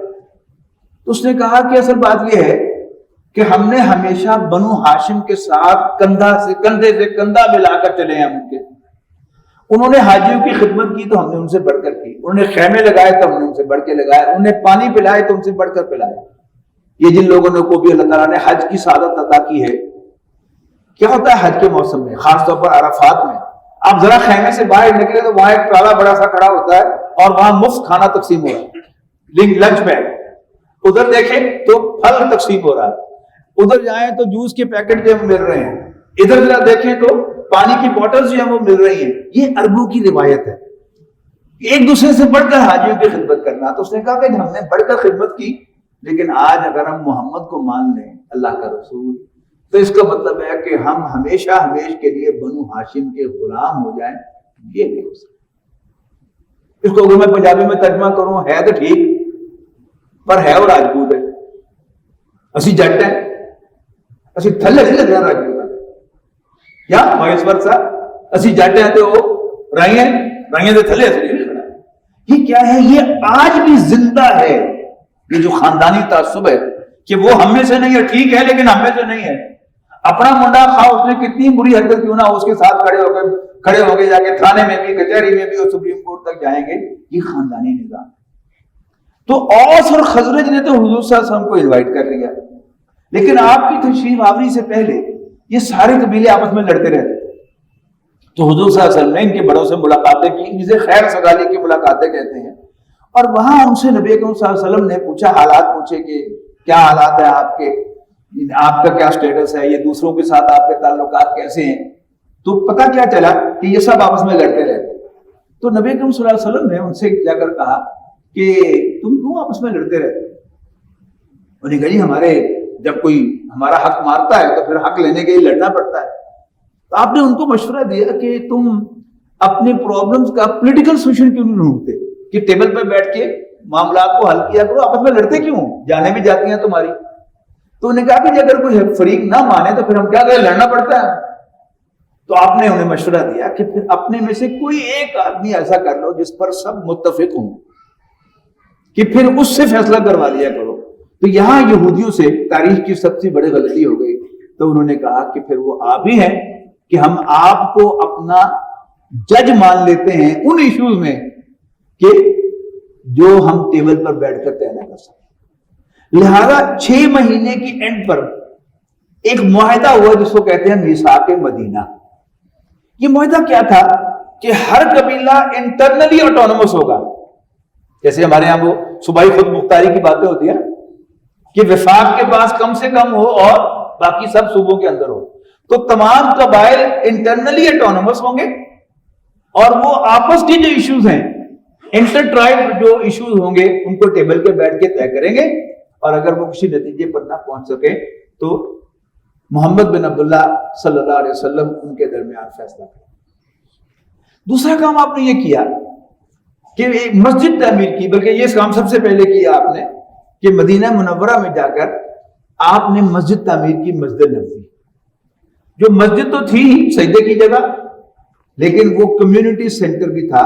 سارے کے سارے معاملات وہیں پر طے ہوتے ہیں. سماجی معاملات بھی, شادی بیاہ بھی وہی ہوتی تھی, اور اسی طرح جو فوجیں تھی وہ بھی وہیں سے روانہ ہوتی تھی, اور سارا جو نظام تھا وہ بھی وہیں پر ہوتا تھا. تو وہ یعنی وزیر اعظم ہاؤس بھی تھا, ایوان صدر بھی تھا آج کے محاورے کے اندر, اور وہ کمیونٹی سینٹر بھی تھا. دوسرا کام آپ نے یہ کیا کہ وہاں جو مسلمان تھے وہ 2 کلاسز میں صاف بٹے ہوئے تھے. ایک تو تھے اوس اور خزرج کے وہ لوگ جو سنز آف دی سوائل تھے اور میزبان تھے حضور صلی اللہ علیہ وسلم اور صحابہ کرام, اور دوسرے مہاجرین تھے کہ جو لٹے پیٹے آئے تھے مکہ مکرمہ سے. تو نبی اکرم صلی اللہ علیہ وسلم نے ایک مہاجر کو ایک انصاری کا بھائی بنا دیا. بھائی یہ تمہارا بھائی ہے, بھائی یہ تمہارا بھائی ہے, یہ تمہارا بھائی ہے, اور کہا کہ ان کو کھلانا پلانا اور ان کی نگہداشت تمہاری ذمہ داری ہے. اسے مواخات کہتے ہیں, بھائی چارہ. تو کتنے کام ہو گئے؟ نمبر 1 مسجد کی تعمیر, نمبر 2 مواخات, اور پھر 6 مہینے کے آخر تک وہ معاہدہ میثاق مدینہ. اب اندر امن ہو گیا. اب نبی اکرم صلی اللہ علیہ وسلم مدینہ منورہ سے باہر نکلے اور قریش کو ایک خاموش پیغام دیا. اگر آپ کے ذہن میں سعودی عرب کا نقشہ ہو تو ایک تو کون سی بنتی ہے نا, سعودی عرب کی نیچے یمن ہے, وہ براڈ ہے, پھر اوپر ٹیپر ہوتی چلی جاتی ہے فلسطین کی طرف, اردن کی طرف. تو مکہ مکرمہ کے لوگ تاجر تھے. مکے میں کچھ نہیں اگتا تھا, زراعت نہیں تھی اور کچھ نہیں بنتا تھا, تجارت انڈسٹری نہیں تھی. تو ان کا سارا ذریعہ معاش تجارت تھا. اور تجارت بھی مینلی کیا تھی کہ پورے عرب سے لوگ آتے تھے حج کرنے کے لیے, عمرہ کرنے کے لیے. ظاہر ہے ان کی ضروریات کو فراہم کرنا, اس میں والنٹیئر سروس بھی تھی اور پھر ظاہر کاروبار بھی تھا. دوسرا یہ کہ عرب کا جو مذہبی مرکز تھا وہ خانہ کعبہ تھا. خانہ کعبہ میں تمام قبائل کے بت پڑے ہوئے تھے اور خانہ کعبہ کے متولی قریش تھے. تو یہ پورے عرب میں پیرزادوں کی طرح ٹریٹ ہوتے تھے. یعنی سب قافلے لٹ جائیں لیکن یوں ہی پتا چلتا تھا یہ قریش کا قافلہ ہے, تو کوئی اس کے قریب نہیں جاتا تھا. اچھا, اس کا فائدہ یہ ہوا ان کو کہ وہ جو ساری ٹریڈ تھی, یعنی یمن سے لے کر اوپر شام تک, اس کو انہوں نے مونوپولائز کر لیا, منوپلی ہو گئی. جیسے آج ہم بار بار کہہ رہا ہوں زندہ حقیقت, جیسے آج اگر ذہن میں رکھیے گا کہ کوئی کارگو سروس ہے جو آپ سے کارگو کا کرایہ لیتی ہے لیکن آپ کو انشورنس پرووائڈ نہیں کرتی. اس کے مقابلے میں ایک اور سروس ہے جو آپ کو انشورنس بھی دیتی ہے, اس کو آپ 4 پیسے زیادہ دے کر بھی آپ مال اس کو دیں گے کہ بھائی صحیح سلامت پہنچا دو, اس لیے کہ وہ انشورڈ ہے. تو گویا قریش کو جو بھی مال وہ دیتے تھے ٹرانسپورٹیشن کے لیے یمن سے لے کر اوپر تک, وہ انشورڈ ہوتا تھا. لہذا یہ جو ٹرانسپورٹ, یہ کارگو سے ٹریڈ تھی ساری کی ساری, اس کو قریش نے مونوپولائز کر لیا, اس پر مونوپلی ہو گئی. اب باقی عرب کے لیے تو قریش پیر زادے ہوں گے, لیکن مسلمانوں کے لیے تو پیر زادے نہیں, نجس تھے, پلیت تھے, ناپاک تھے.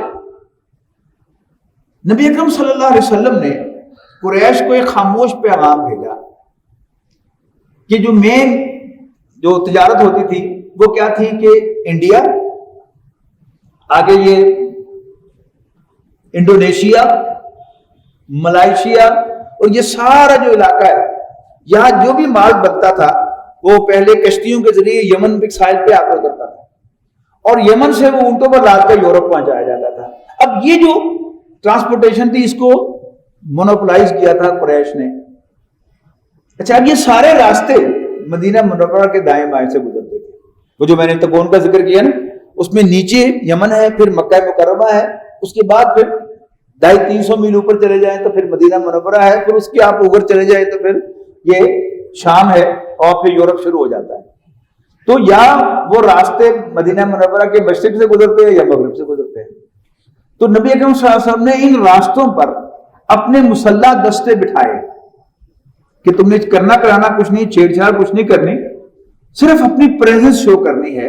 اور ان تمام جو مہمیں آپ نے بھیجی ان میں مہاجرین کو شامل کیا جن کو by name and by face Quraysh پہچانتے ہیں کہ یہ حمزہ بن عبد المطلب ہے، یہ سعد بن ابی وقاص ہے، اور یہ حارث بن فلاں ہے۔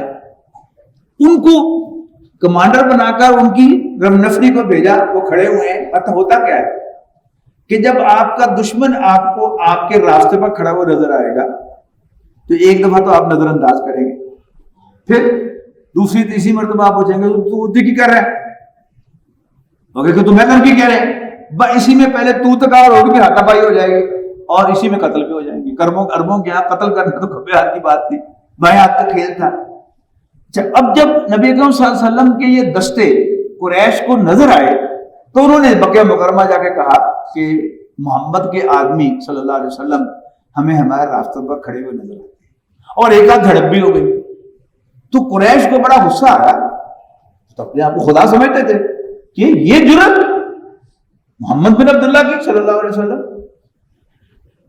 تو انہوں نے کیا کیا، انہوں نے ایک بہت بڑا قافلہ ترتیب دیا، اور جو مسلمان وہاں مہاجرین مال چھوڑائے تھے وہ لوٹ لیا، اور ایک فنڈ ریز کیا، اور اس سے کہا کہ اس سے ہم مال خرید کر اس کو لے کے جائیں گے یورپ، اور اس سے جو آمدنی ہوگی شام لے کے جائیں گے، جو آمدنی ہوگی اس کو ہم محمد اس کے ساتھیوں کو جڑ سے ختم کرنے کے لیے استعمال کریں گے۔ نبی اکرم صلی اللہ علیہ وسلم کو اس کی خبر ہوگی۔ یہ میں آج تک نہیں سمجھ سکا کہ حضور صلی اللہ علیہ وسلم کے اس وقت مخبری کے ذرائع کیا ہے، لیکن سیرت میں جا بجا نظر آتا ہے کہ نبی اکرم صلی اللہ علیہ وسلم کو عرب کے اندر ہونے والی ہر موومنٹ کی خبر تھی۔ یہ بھی ہو سکتا ہے کہ وحی کے ذریعے سے خبر ملتی ہو، لیکن ایسی شواہد ملتی ہیں سیرت النبی کے اندر، وہاں عام آدمیوں کو بھی خبر ہوتی تھی۔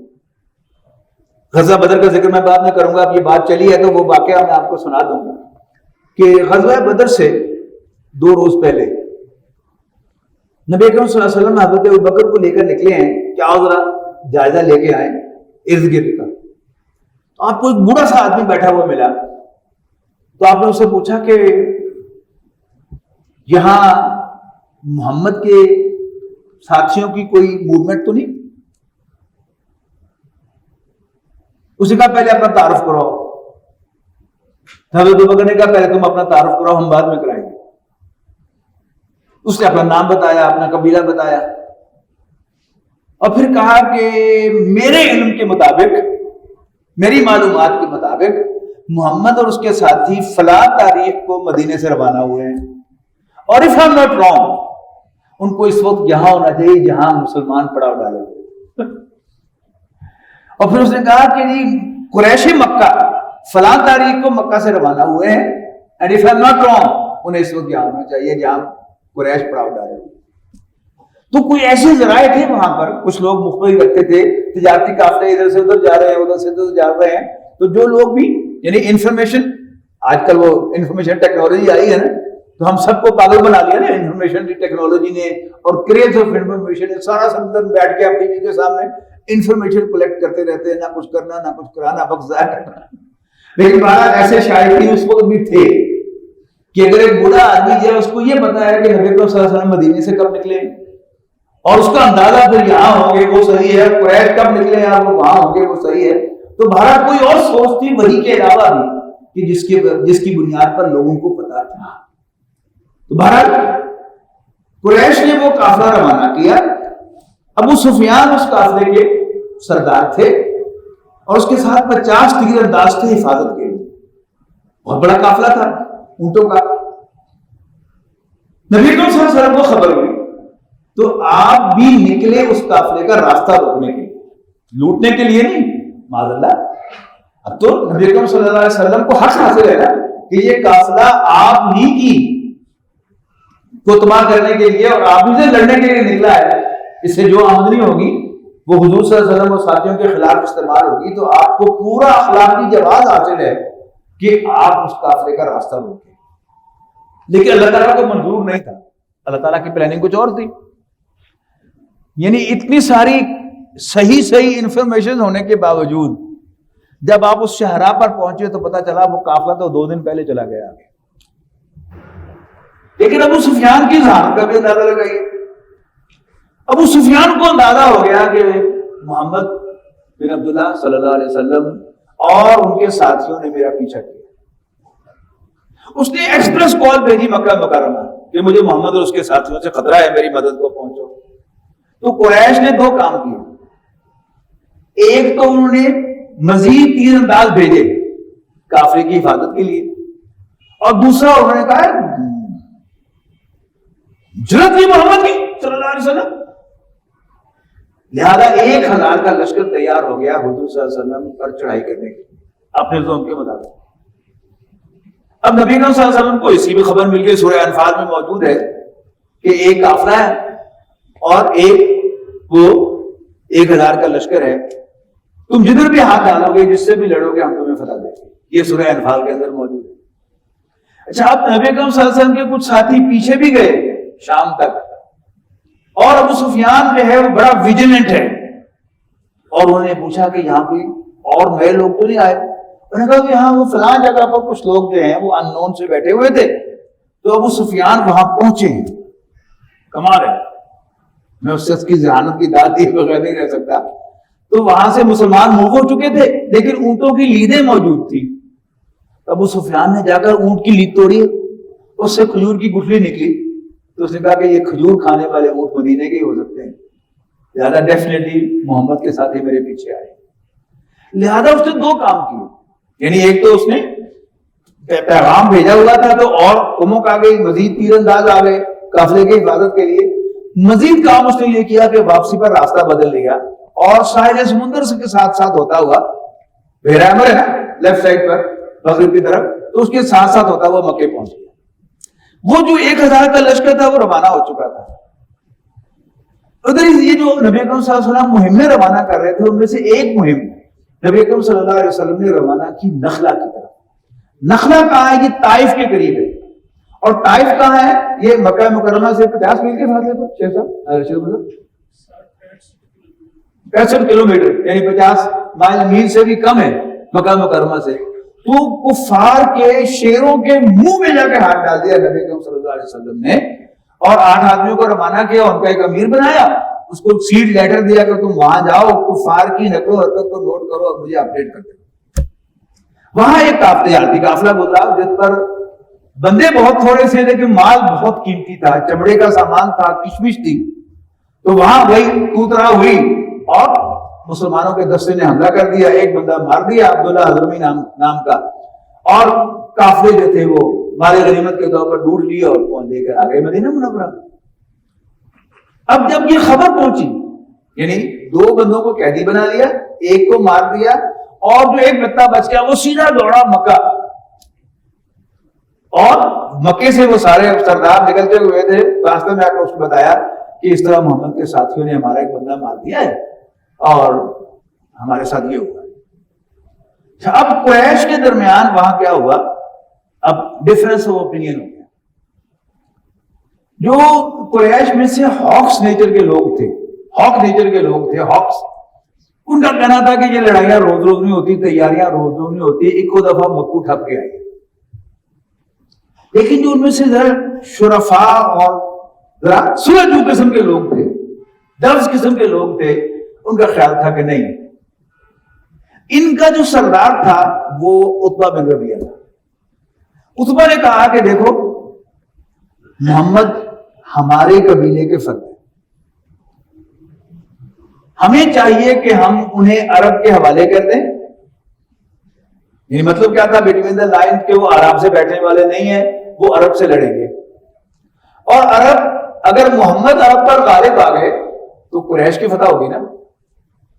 ہمارا یہ ایک فرد مکے پر غالب، پورے عرب پر غالب ہو جائے گا. اور اگر عربوں نے وہ کام کر دیا جو ہم کرنا چاہتے ہیں تو ہماری بدنامی نہیں ہوگی کہ ہم نے اپنے بھائی کے خون سے اپنے ہاتھ رنگ لیے. بڑا دانشمندانہ مشورہ تھا. اس کے ساتھ تھے حکیم ابن حزام، بعد میں ایمان لائے رضی اللہ تعالیٰ عنہ. یہ حضرت خدیجہ کے بھتیجے تھے. اور شیخ ابی طالب نے یہ پہاڑ کراس کر کے رات کے وقت جو وہ کھانا پہنچایا کرتے تھے. ان کا بڑا مقام ہے سیرت میں، بعد میں ایمان بھی لائے. لیکن ابو جہل نے دو کام کیے. ایک تو عتبہ بن ربیعہ کو تانا دیا کہ ہاں پتر جو ادھر سوتا ہے، اس لیے رحم کی اپیلیں ہو رہی ہیں اور مشورے دیے جا رہے ہیں جنگ نہ کرنے. اور دوسرا عبداللہ حضرمی جو مارا گیا تھا نخلا میں، اس کے بھائی کو بلایا، اس نے اپنے کپڑے پھاڑے اور کہا ہائے میرے بھائی کا خون. اور یہ عربوں کے خون کو جوش دلانے کے لیے بڑا افیکٹو وے تھا. اب یہ دو کام جب کیے تو عتبہ ربیعہ نے بھی کہا اچھا پھر چلو. اور اسی نے پھر لیڈ کیا غزوہ بدر. کیا غزوہ بدر ہوا، ان کے 70 سردار مارے گئے اور مسلمان 13 موقع پر شہید ہوئے اور 14ویں جگہ واپس جاتے ہوئے شہید ہوئے 313 میں سے. دوسرا کام کیا ہوا کہ وہاں 70 قیدی ہو گئے اور مسلمانوں کو ایک زبردست فتح اللہ تعالیٰ نے عطا فرمائی اور پورے عرب میں داغ بیٹھ گئی. اور عرب کیا پورے یورپ میں بھی خبریں پہنچ گئی ہوگی، رومن امپائر کے اندر بھی، کہ محمد اور اس کے ساتھی عرب پر قریش پر غالب آ گئے. اب قریش بدلہ لینے کے لیے آئے ہیں غزوہ احد میں. اب اس کی تفصیل جو ہے آپ سیرت کی کتابوں میں پڑھتے ہیں، ٹیکسٹ بک کے اندر موجود ہے، تفصیل میں نہیں جا رہا. نبی اکرم صلی اللہ علیہ وسلم نے صحابہ سے مشورہ کیا. آپ کی ذاتی رائے یہ تھی کہ میں اندر رہ کے لڑنا چاہتا ہوں. اور کوئنسیڈنٹلی منافقوں کے سردار عبداللہ ابن ابی کی رائے بھی یہی تھی. وہ کہتا تھا کہ ہم سنز آف دی سوئل ہیں، یہاں کے رہنے والے ہیں، ہمارا تجربہ یہ کہتا ہے کہ جب بھی ہم نے اندر رہ کے لڑائی کی ہے ہم جیتے ہیں اور جب باہر نکلے تو ہمارے. لیکن صحابہ کرام کو جو خروش شوق شہادت، اس کی بنیاد پر نبی صلی اللہ علیہ وسلم نے باہر جا کر لڑنے کا فیصلہ کیا. اللہ نے فتح دی. لیکن جو ڈسپلن کی خلاف ورزی ہوئی پہاڑی کے اوپر کہ امیر کی اطاعت نہیں کی بلکہ اپنی انٹرپریٹیشن کو لے کے آئے، جس کی وجہ سے فتح شکست میں بدل گئی. اب اگلے سال پھر کہا ابو سفیان نے کہ ہم آئیں گے، لیکن وہ احد ثانی جو ہے وہ نہیں ہوئی. سیرت کی کتابوں میں آپ تفصیل پڑھیں گے. چھوٹے چھوٹے مارکے تو بے شمار ہیں. اگر آپ حساب لگائیں گے کوئی سیرت کی کتاب پڑھ کر تو آپ کو ہر آن ایوریج 15-20 دن کے بعد کوئی مارکا ملے گا، بلکہ 10-15 دن کے بعد کوئی مارکا ملے گا. لیکن بڑی جنگیں جو ہیں وہ کیا ہے؟ غزوہ احد ہے، غزوہ بدر ہے، غزوہ احد ہے، اور پھر سن 5 ہجری میں غزوہ خندق ہے، جس کو غزوہ احزاب بھی کہتے ہیں. کہ قریش اپنے سارے عرب الائز کو لے کر مسلمانوں پر نبی اکرم صلی اللہ علیہ وسلم حملہ آور ہوئے. مدینے کی آبادی سے زیادہ 10,000 کا لشکر آیا جس نے آ کر مدینے کا محاصرہ کر لیا اور نبی اکرم صلی اللہ علیہ وسلم نے خندق کھود کر اپنا دفاع کیا. اب یہ ایک نئی چیز تھی جو ہو گئی. یعنی 10,000 کا لشکر کتنا ایکسپینسو ہوگا اس کا آپ اندازہ لگائیں کہ غزوہ بدر ہی کے موقع پر نبی اکرم صلی اللہ علیہ وسلم نے صحابہ کرام سے کہا یا کوئی بدا لب کے لے آؤ نا کہ پتہ کریے کیسا ہے وہ. تو صحابہ 2 بندوں کو پکڑ کے لے آئے قریش کی فوج میں سے، حضور صلی اللہ علیہ وسلم کے سامنے پیش کر دیا. تو آپ نے پوچھا کہ کتنے لوگ ہو تم؟ انہوں نے کہا جی کوئی اندازہ نہیں ہے. تو آپ نے پوچھا کہ اچھا کتنے اونٹ ذبح کرتے ہو روز؟ انہوں نے کہا جی ایک دن 9 ایک دن 10.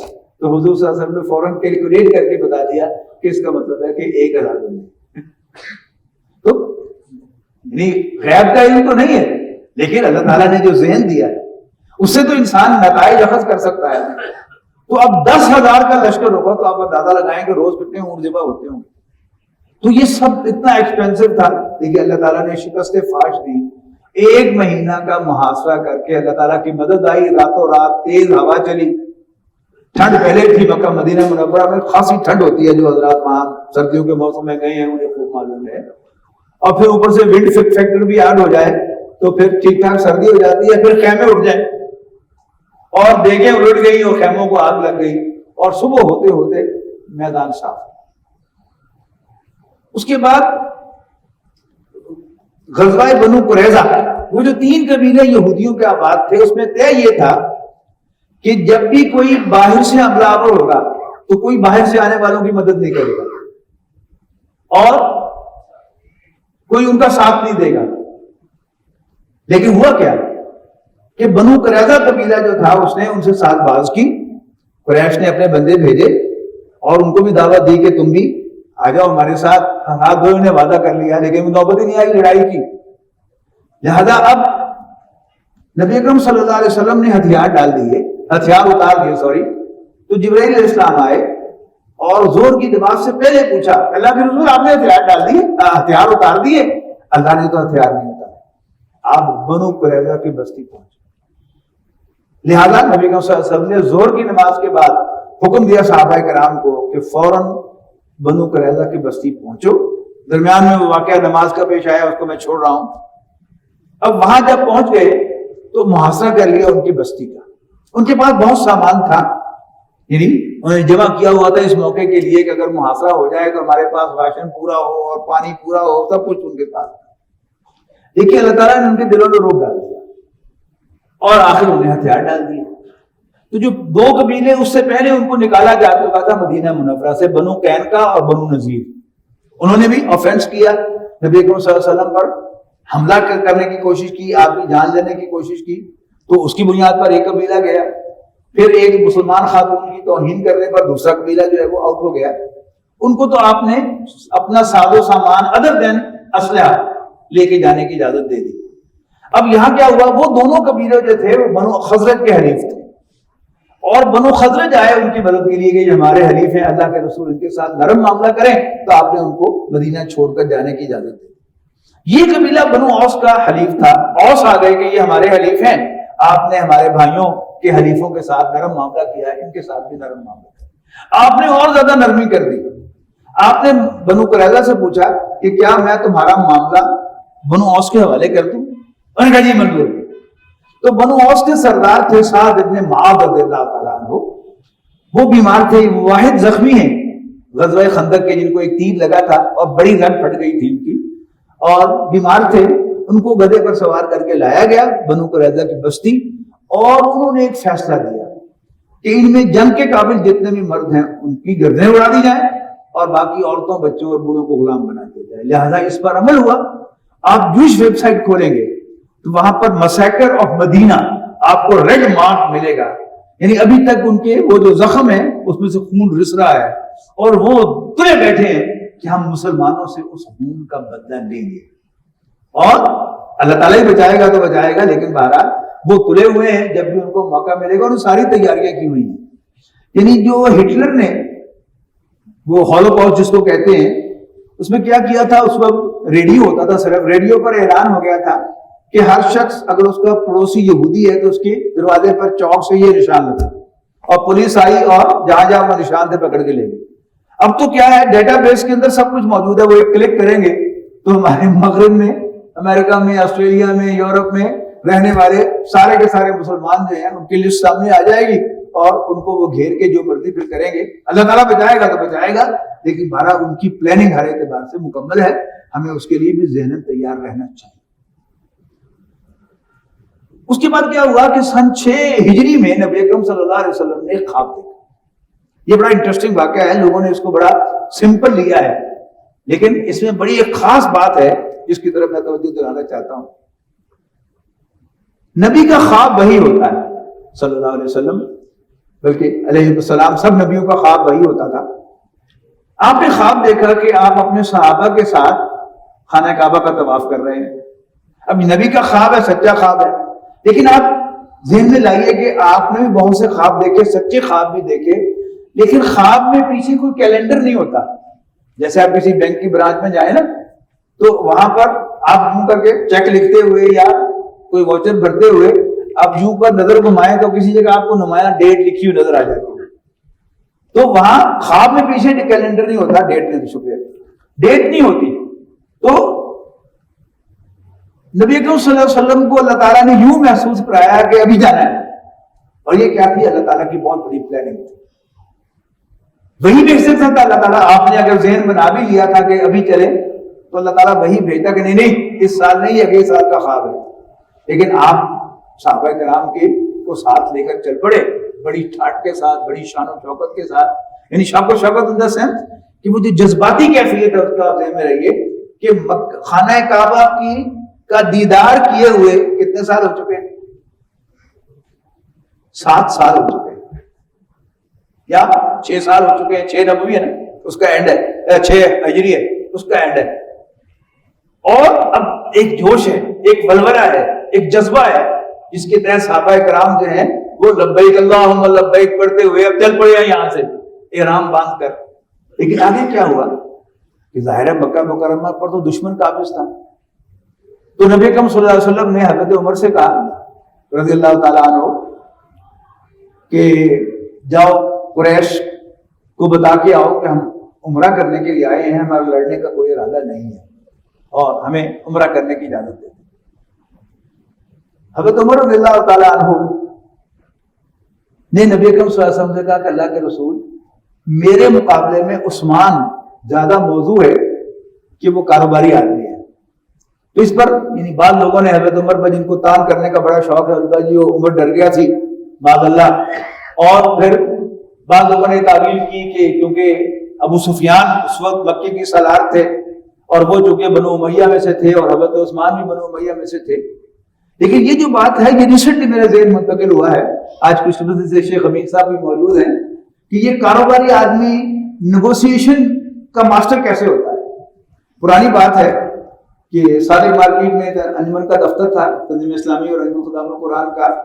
تو اس میں ہماری مجلس مدمہ میں طے ہوا کہ ایک عربی کلاس میں پڑھاؤں گا سردیوں میں عشاء کے بعد اور اس کی ریکارڈنگ کی جائے گی. تو اجتماع کے بعد اجلاس کے بعد مجھے شیخ امین صاحب نے کہا کہ میرا بھانجا ہے وہ مجھے کام کرتا ہے سویرے آؤ تو چلانا. تو میں امین صاحب کے گھر پہنچ گیا تو امین صاحب میرے ساتھ اٹھ کے اسی سڑک کے اوپر دکان تھی، شہزاد نام تھا اس کا. تو آئے اور اس نے جسے کال کیا رہا ماما کس طرح ہے، میرا دعویٰ نظر آیا کہ ڈاکٹر صاحب صاحب ہے. ہاں جی ماما کس طرح ہے؟ تو شیخ صاحب نے کہا کہ جی وہ ایک عربی کلاس ریکارڈ کرنی ہے، 40 دن کی کلاس ہوگی تو کی حساب کتاب ہوئے گا. انہوں نے کہا ماما یہ اسی 1000 روپے لینا ہے ایک پروگرام کا، تو 40 اگر ایپیسوڈ ہے تو پھر 40,000 روپے ہوئے گا.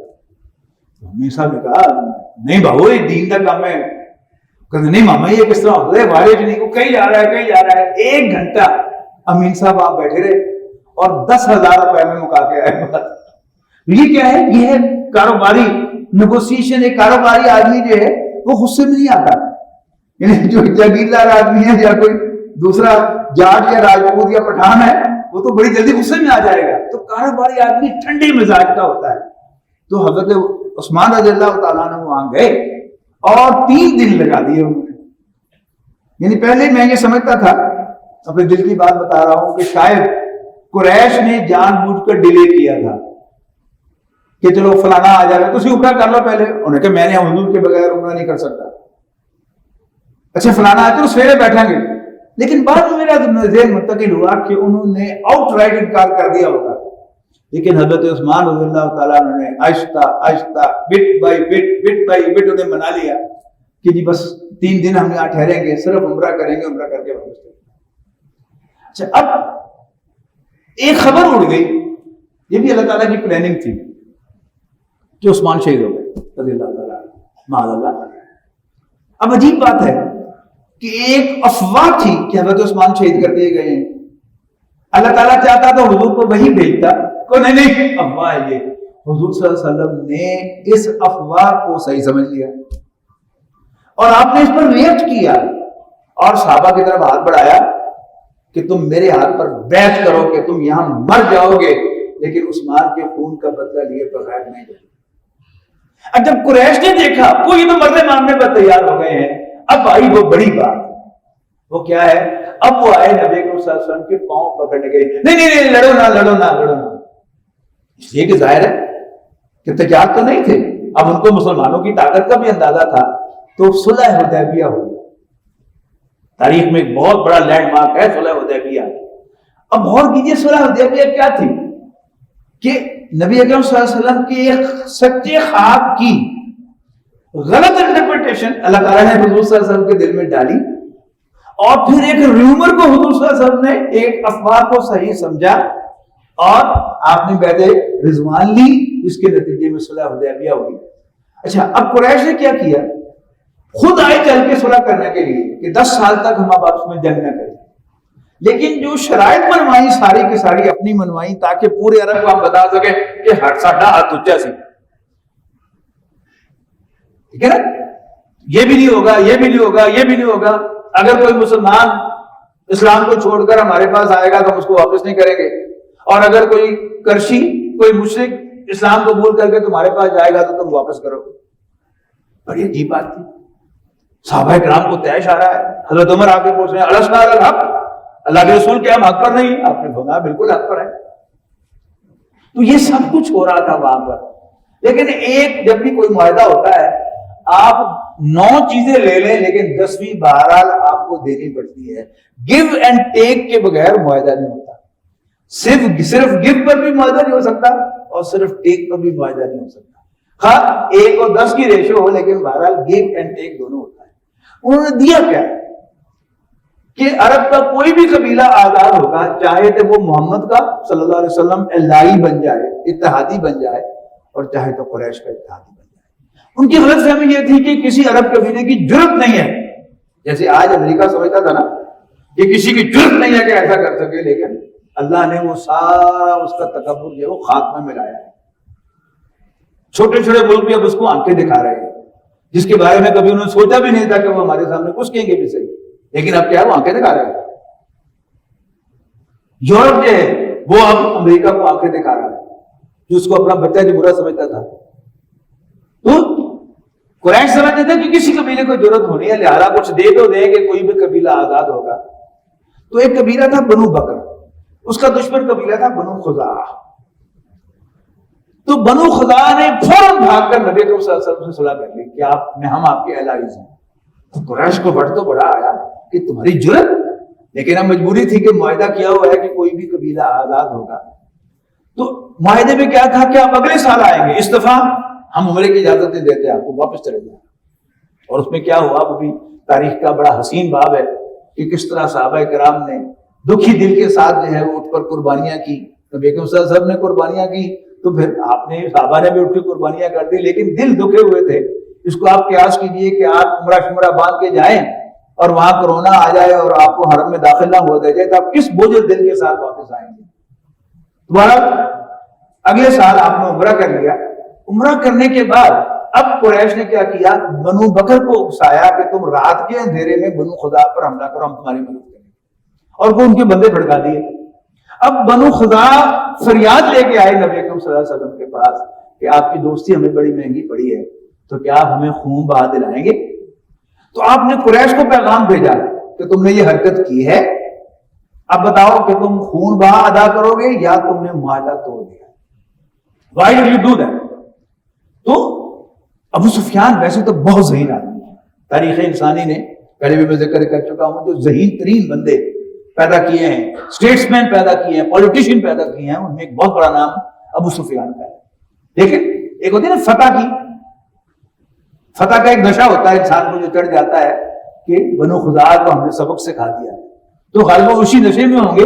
تو ان سے ایک بلنڈر ہو گیا کہ انہوں نے حضور صلی اللہ علیہ وسلم کے ایلچی سے کہہ دیا کہ جاؤ محمد سے کہہ دو صلی اللہ علیہ وسلم کہ ہم نے معاہدہ توڑ دیا.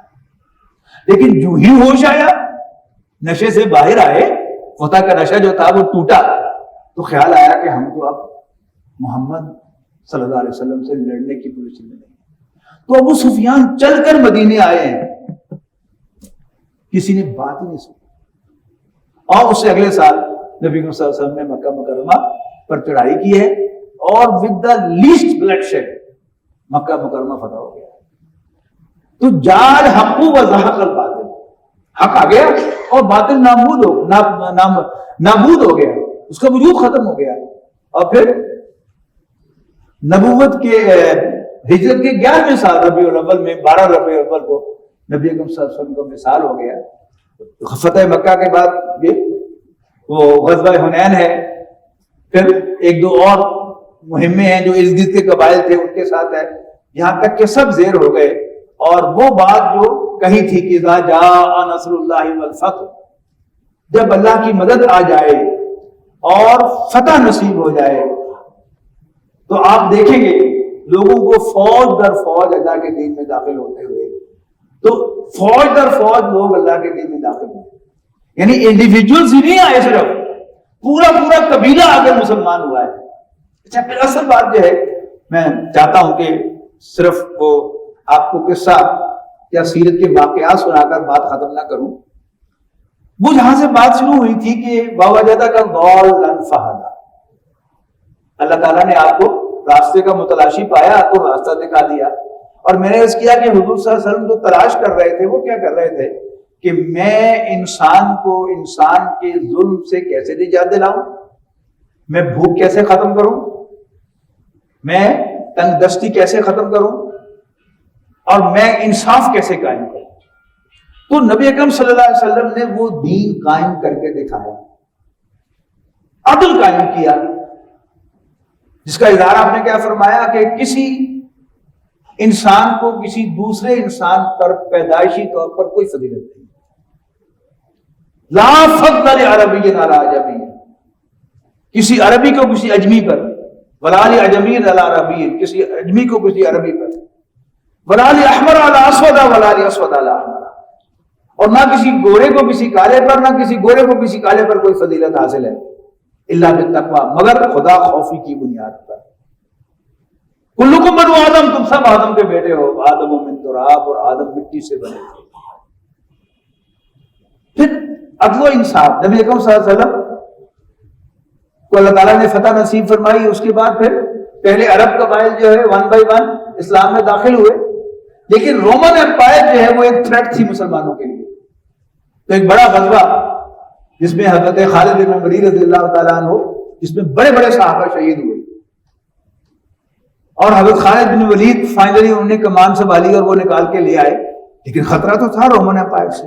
تو نبی اکرم صلی اللہ علیہ وسلم ایک بڑی فوج لے کر رومن امپائر کے بارڈر پر پہنچے اور وہاں پہنچ کر ان کو للکارا. 1 مہینہ تک آپ نے وہاں قیام فرمایا، لیکن کیسر روم کو جرأت نہیں ہوئی مقابلے میں آنے کی. یہ ہے غزوہ تبوک. اس کے بعد اللہ تعالیٰ نے رسول اللہ صلی اللہ علیہ وسلم کو بلا لیا. اس سے پہلے جو موٹے موٹے کام ہوئے ان میں چند کا ذکر کرنا ضروری سمجھتا ہوں. ایک تو یہ کہ سن 8 ہجری کا حج، یعنی رمضان سن 8 ہجری میں مکہ فتح ہوا، تو نبی اکرم صلی اللہ علیہ وسلم نے حج کے نظام کو نہیں چھیڑا، یعنی قریش ہی کی کے زیر انتظام وہ حج ہوا. لیکن سن 9 ہجری کا حج، اس کو نبی اکرم صلی اللہ علیہ وسلم نے اس کا انتظام اپنے ہاتھ میں لے لیا، اور آپ خود حج کے لیے نہیں گئے. حضرت ابوبکر رضی اللہ تعالیٰ عنہ کو آپ نے امیر حج بنا کر روانہ فرمایا اور ان کی عمارت میں حج ہوا. لیکن پیچھے سے سورہ توبہ کی آیات نازل ہو گئی. آپ نے حضرت علی رضی اللہ تعالیٰ عنہ سے کہا کہ جاؤ تم جا کر میری طرف سے یہ آیات حج کے موقع پر پڑھ کر سناؤ. وہ آیات کیا تھی؟ وہ لمبی آیات ہے، لیکن موٹی سی بات اس میں کیا تھی کہ جو معاہدے ہیں عرب کے مختلف قبائل کے ساتھ، وہ 4 مہینے کی ان کو مہلت ہے، اس کے بعد وہ معاہدے ختم سمجھے جائیں گے. وہ بھی کیا تھا آگے جا کر تفصیل ہے کہ جن قبیلوں نے اپنے معاہدوں کی پاسداری کی ہے ان کو تو مدت پوری کر لینے دو، اور جنہوں نے اپنے معاہدے پورے نہیں کیے ان کے معاہدے ان کے منہ پر دے مارو. اور فیضاً سلخ الاشہر، جو سب سے سخت بات تھی، بہت بڑی بات تھی، اس پر ہمیں ہرگز یعنی کوئی وہ اپنی بغلوں میں نہیں جھانکنا چاہیے اور بیکورڈ نہیں محسوس کرنا چاہیے کہ فیضاً سلخ الاشہر الحرم فاقتلوا المشرکین حیث وجدتموہم وخذوہم واحصروہم وقعدوا لہم کل مرصد، کہ جب حرمت والے مہینے ختم ہو جائیں تو پھر مشرکوں کو قتل کرو جہاں بھی انہیں پاؤ، اور انہیں گھیرو اور ہر گھاٹ میں بیٹھ کر ان کو شکار. اس طرح کے الفاظ تھوڑا سا معنی کے آگے پیچھے ہو گئے. تو یہ حکم آیا. اب اس کے نتیجے میں جو قریش تھے، اہل عرب تھے خاص طور پر، سب کے سب جو عربی بولنے والے تھے، آپ کی زبان بولنے والے تھے، انہیں تو صرف 2 آپشن دیے گئے. نمبر 1 مسلمان ہو جاؤ تو تم ہمارے برابر کے شہری ہو، ورنہ یہ عرب کی سرزمین چھوڑ دو، یہاں پر اب اللہ کا دین غالب ہوگا، لا آف دی لینڈ اللہ کا ہوگا، چھوڑ جاؤ. البتہ اہل کتاب کو 3 آپشن دیے گئے کہ تم چونکہ باقی نبیوں کو مانتے ہو تو تمہارا ایک احترام ہے کہ تم یہاں پر اپنی سیکیورٹی خرید سکتے ہو، جزیہ دو یعنی جزا دو، ریکمپنسیٹ کرو، اور تمہاری بھی حفاظت کی جائے گی جزیہ دے کر، اور تم یہاں پر رہ سکتے ہو چھوٹے شہری بن کر، برابر کے شہری بن کر. جب نبی اکرم صلی اللہ علیہ وسلم کا یہ مشن مکمل ہوا عرب کی حد تک، تو اللہ تعالیٰ نے نبی اکرم صلی اللہ علیہ وسلم کو بلا لیا اور 12 ربیع الاول کو آپ اس دنیا سے تشریف لے گئے. اب اسلام کے دشمنوں نے سمجھا کہ شاید یہ کوئی صرف رسول اللہ صلی اللہ علیہ وسلم ہی کا، میں ایک گھٹیا لفظ استعمال کر رہا ہوں لیکن سمجھ میں آتا ہے کہ شاید یہ 1 مین شو تھا. حضور صلی اللہ علیہ وسلم کے شان یہ لفظ نہیں ہے، لیکن بات سمجھانے کے لیے کہ شاید یہ صرف رسول اللہ صلی اللہ علیہ وسلم کی حد تک تھا. سنس وہ 1 مین ہیز گون، لہذا اب میدان شاید ہمارے لیے صاف ہے. لہذا حضرت ابوبکر رضی اللہ تعالیٰ عنہ کے جو 2 سال ہیں، 2.25 سال، وہ سارے کے سارے مختلف فتنوں کو فروغ کرنے میں گزرے ہیں. جھوٹے مدعیان نبوت پیدا ہو گئے، زکوٰۃ کا انکار کرنے والے پیدا ہو گئے، اور طرح طرح کے فتنے اٹھے. حضرت ابوبکر رضی اللہ تعالیٰ عنہ نے ان تمام فتنوں کا مقابلہ کیا اور کہا کہ اگر تم، زکوٰۃ کے معاملے میں کہا تھا کہ اگر تم میں سے کوئی نہیں کرے گا تو میں اکیلا لڑوں گا ان کے ساتھ، اور یہاں تک لڑوں گا کہ اگر کوئی نبی اکرم صلی اللہ علیہ وسلم کے زمانے میں اونٹ دیتا تھا زکوٰۃ میں اور ساتھ باندھنے کی رسی بھی دیتا تھا، اب اگر وہ اونٹ دے گا اور رسی نہیں دے گا تو میں اس سے بھی لڑوں گا. اتنی ڈٹرمنیشن تھی حضرت ابوبکر رضی اللہ تعالیٰ. یہاں تک کہ سارے فتنے فروغ ہو گئے تو اللہ تعالیٰ نے حضرت ابوبکر کو بھی بلا لیا. اب قلمدان جو تھا خلافت کا، یہ حضرت عمر رضی اللہ تعالیٰ عنہ کو ملا اور ایک بڑی سموتھ گورنمنٹ ملی، کوئی فتنہ باہر سے نہیں تھا. اب اسلام کی اصل تصویر پیش کرنے کا موقع اللہ تعالیٰ نے حضرت عمر کو دیا. بلکہ میں کہوں گا کہ اسلام لائے تو تھے رسول اللہ صلی اللہ علیہ وسلم، لیکن پوری دنیا کو اسلام کا روشن ترین چہرہ دکھانے کا اعزاز اللہ تعالیٰ نے حضرت عمر بن خطاب رضی اللہ تعالیٰ عنہ کو عطا کیا. کیا ہوا؟ یعنی آج جو بڑی بڑی اقدار ہیں، عدل، برابری، ویلفیئر اسٹیٹ، یہ سب اقدار اگر آپ نے آزادی اگر دیکھنی ہو تو آپ کو حضرت عمر کے خلافت میں نظر آئے. برابری، آپ نے فلسطین تک کا سفر کیا، سرکاری سفر، ایک سواری اور ایک غلام کے ساتھ، یہ طے کر کے کہ پہلی منزل پر میں سوار ہوں گا تو تم نکیل پکڑنا، تو اگلی منزل پر تم سوار ہوگے میں نکیل پکڑوں گا. اور چشم فلک نے وہ منظر بھی دیکھا کہ آخری منزل جب آئی تو غلام کا، خادم کا سوار ہونے کی باری تھی اور حضرت عمر کی پیدل چلنے کی. اس کی درخواست کے باوجود آپ نے کہا کہ جو طے ہوا تھا وہی. یہ ہے برابری. آزادی رائے جو آج بڑی ایک سنہری چڑیا سمجھی جاتی ہے، وہ دیکھنی ہو تو ان ریپلیکیٹڈ، ان ڈپلیکیٹڈ وہ حضرت عمر کی خلافت میں آپ کو ملے گی. آپ جمعے کو خطبہ دے رہے ہیں، ایک شخص کھڑا ہوتا ہے، وہ کہتا ہے لا سمع ولا طاعۃ، ہم آپ کی بات نہ سنیں گے نہ مانیں گے. حضرت عمر نے خطبہ روک دیا، کوئی پولیس والا نہیں آیا، کوئی فوجی نہیں آیا اس کو نکالنے کے لیے مسجد سے باہر. حضرت عمر نے کہا بھائی کیا بات ہے؟ اس نے کہا جی آپ نے جو کرتا پہنا ہوا ہے یہ تو ان چادروں سے بنا ہے، ان چادر کے ٹکڑوں سے جو سب کو ملے تھے مال غنیمت میں سے، اس سے جو ٹکڑا مجھے ملا تھا، میرا کرتا نہیں بنا. آپ تو لمبے کرتے ہیں، آپ کا کرتا کیسے بن گیا؟ معلوم ہوتا ہے کہ آپ نے خیانت کی. تو آپ نے اپنے بیٹے حضرت عبداللہ بن عمر سے کہا ہے کہ بیٹا وضاحت کرو. انہوں نے وضاحت کی ہے کہ ایک ٹکڑا مجھے ملا تھا، ایک والد صاحب کو ملا تھا، میرے ٹکڑے سے میرا کرتا نہیں بنتا تھا، ان کے ٹکڑے سے ان کا نہیں بنتا تھا، میں نے اپنے حصے کا ٹکڑا ان کو دیا تب ان کا کرتا بنا.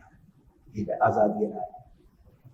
پھر آج کینیڈا، یورپ، خاص طور پر اسکینڈینیوین کنٹریز یہ چیمپئن شمار ہوتے ہیں ویلفیئر اسٹیٹ کے، کہ تمام بنیادی ضروریات یہ اسٹیٹ کے ذریعے۔ آپ کو پتا ہے اس کا موجد کون تھا، اس کا بانی کون تھا؟ حضرت عمر رضی اللہ تعالیٰ۔ جب آپ کو وہ اسٹیٹمنٹ یاد رکھیے گا کہ اگر دجلہ و فرات کے کنارے پر، کہاں مدینہ کہاں دجلہ و فرات، اگر دجلہ و فرات کے کنارے پر کوئی کتا بھی بھوکا مر گیا تو عمر سے سوال ہوگا کہ اگر تم مینج نہیں کر سکتے تھے تو بیٹھے کیوں؟ تو یہ سب کی سب کیا ہے؟ پھر اللہ تعالیٰ نے یہ عمر نام میں کوئی عجیب برکت رکھی ہے کہ وہ جو نبی اکرم صلی اللہ علیہ وسلم کا خواب تھا کہ غربت ختم ہو جائے، بھوک ختم ہو جائے، تو پھر عمر بن عبدالعزیز آئے خاندان بنو امیہ میں سے، کہ جن کو ایک دفعہ ان کا منشی آ کے کہتا ہے، زکوٰۃ کا منشی، کہ امیر المومنین زکوٰۃ پڑی ہے، زکوٰۃ لینے والا کوئی نہیں، تو انہوں نے کہا غیر مسلموں میں بانٹ دو۔ پھر آیا کہ جی غیر مسلموں میں بھی بانٹ دی ہے، غیر مسلموں میں بھی اب کوئی اور زکوٰۃ کا حقدار نہیں رہا، تو آپ نے فرمایا کہ اللہ کی مخلوق میں پھیلا دو۔ ہوئی نا بات؟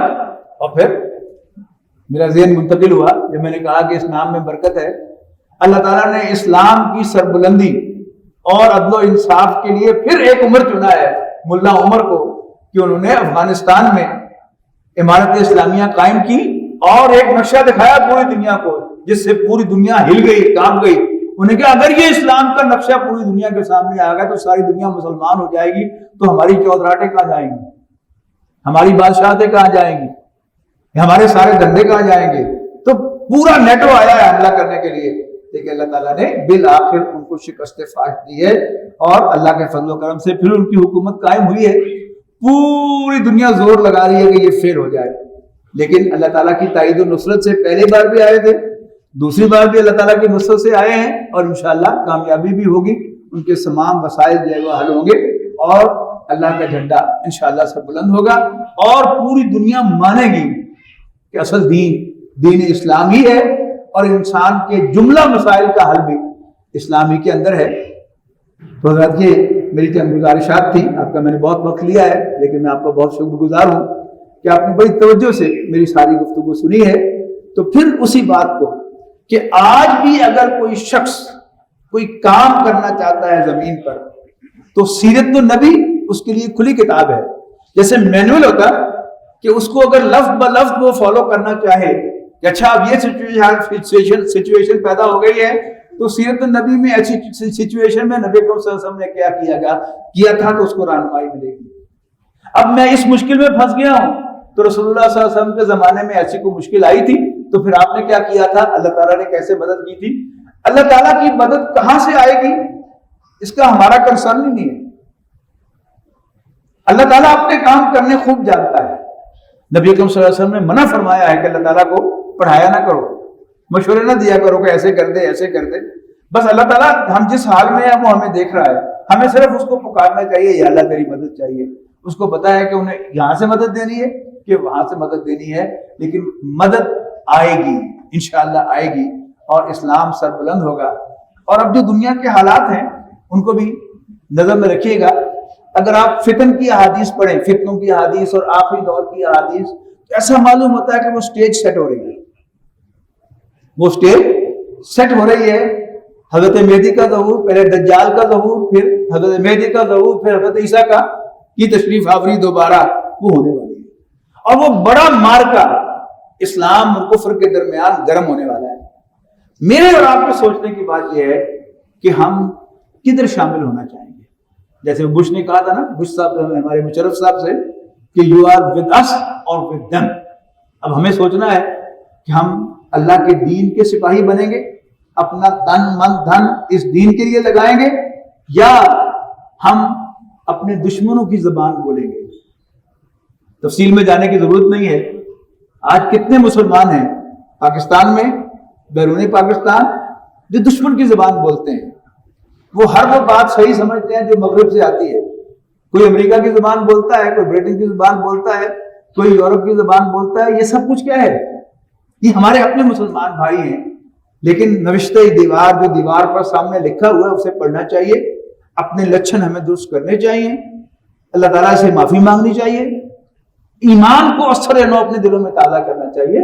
اور چند جملے میں اس پر بھی کہہ دوں، یاد رکھیے گا ایمان بے رسالت ہے۔ کوئی شخص جتنا مرضی موحد ہو، جتنا مرضی نیک ہو، جب تک وہ واضح الفاظ میں حضرت محمد مصطفیٰ صلی اللہ علیہ وسلم کو اللہ کا رسول نہیں مانتا اور ان کی لائی ہوئی ہدایت کو حرف آخر نہیں سمجھتا، ختم نبوت کو نہیں مانتا، اس وقت تک وہ دائرہ اسلام میں داخل نہیں ہو۔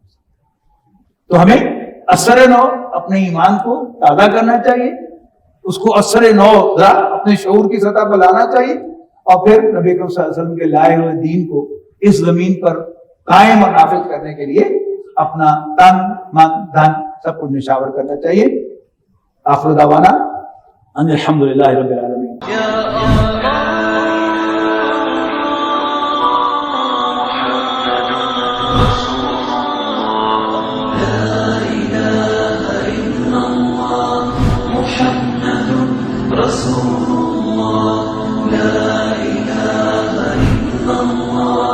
محمد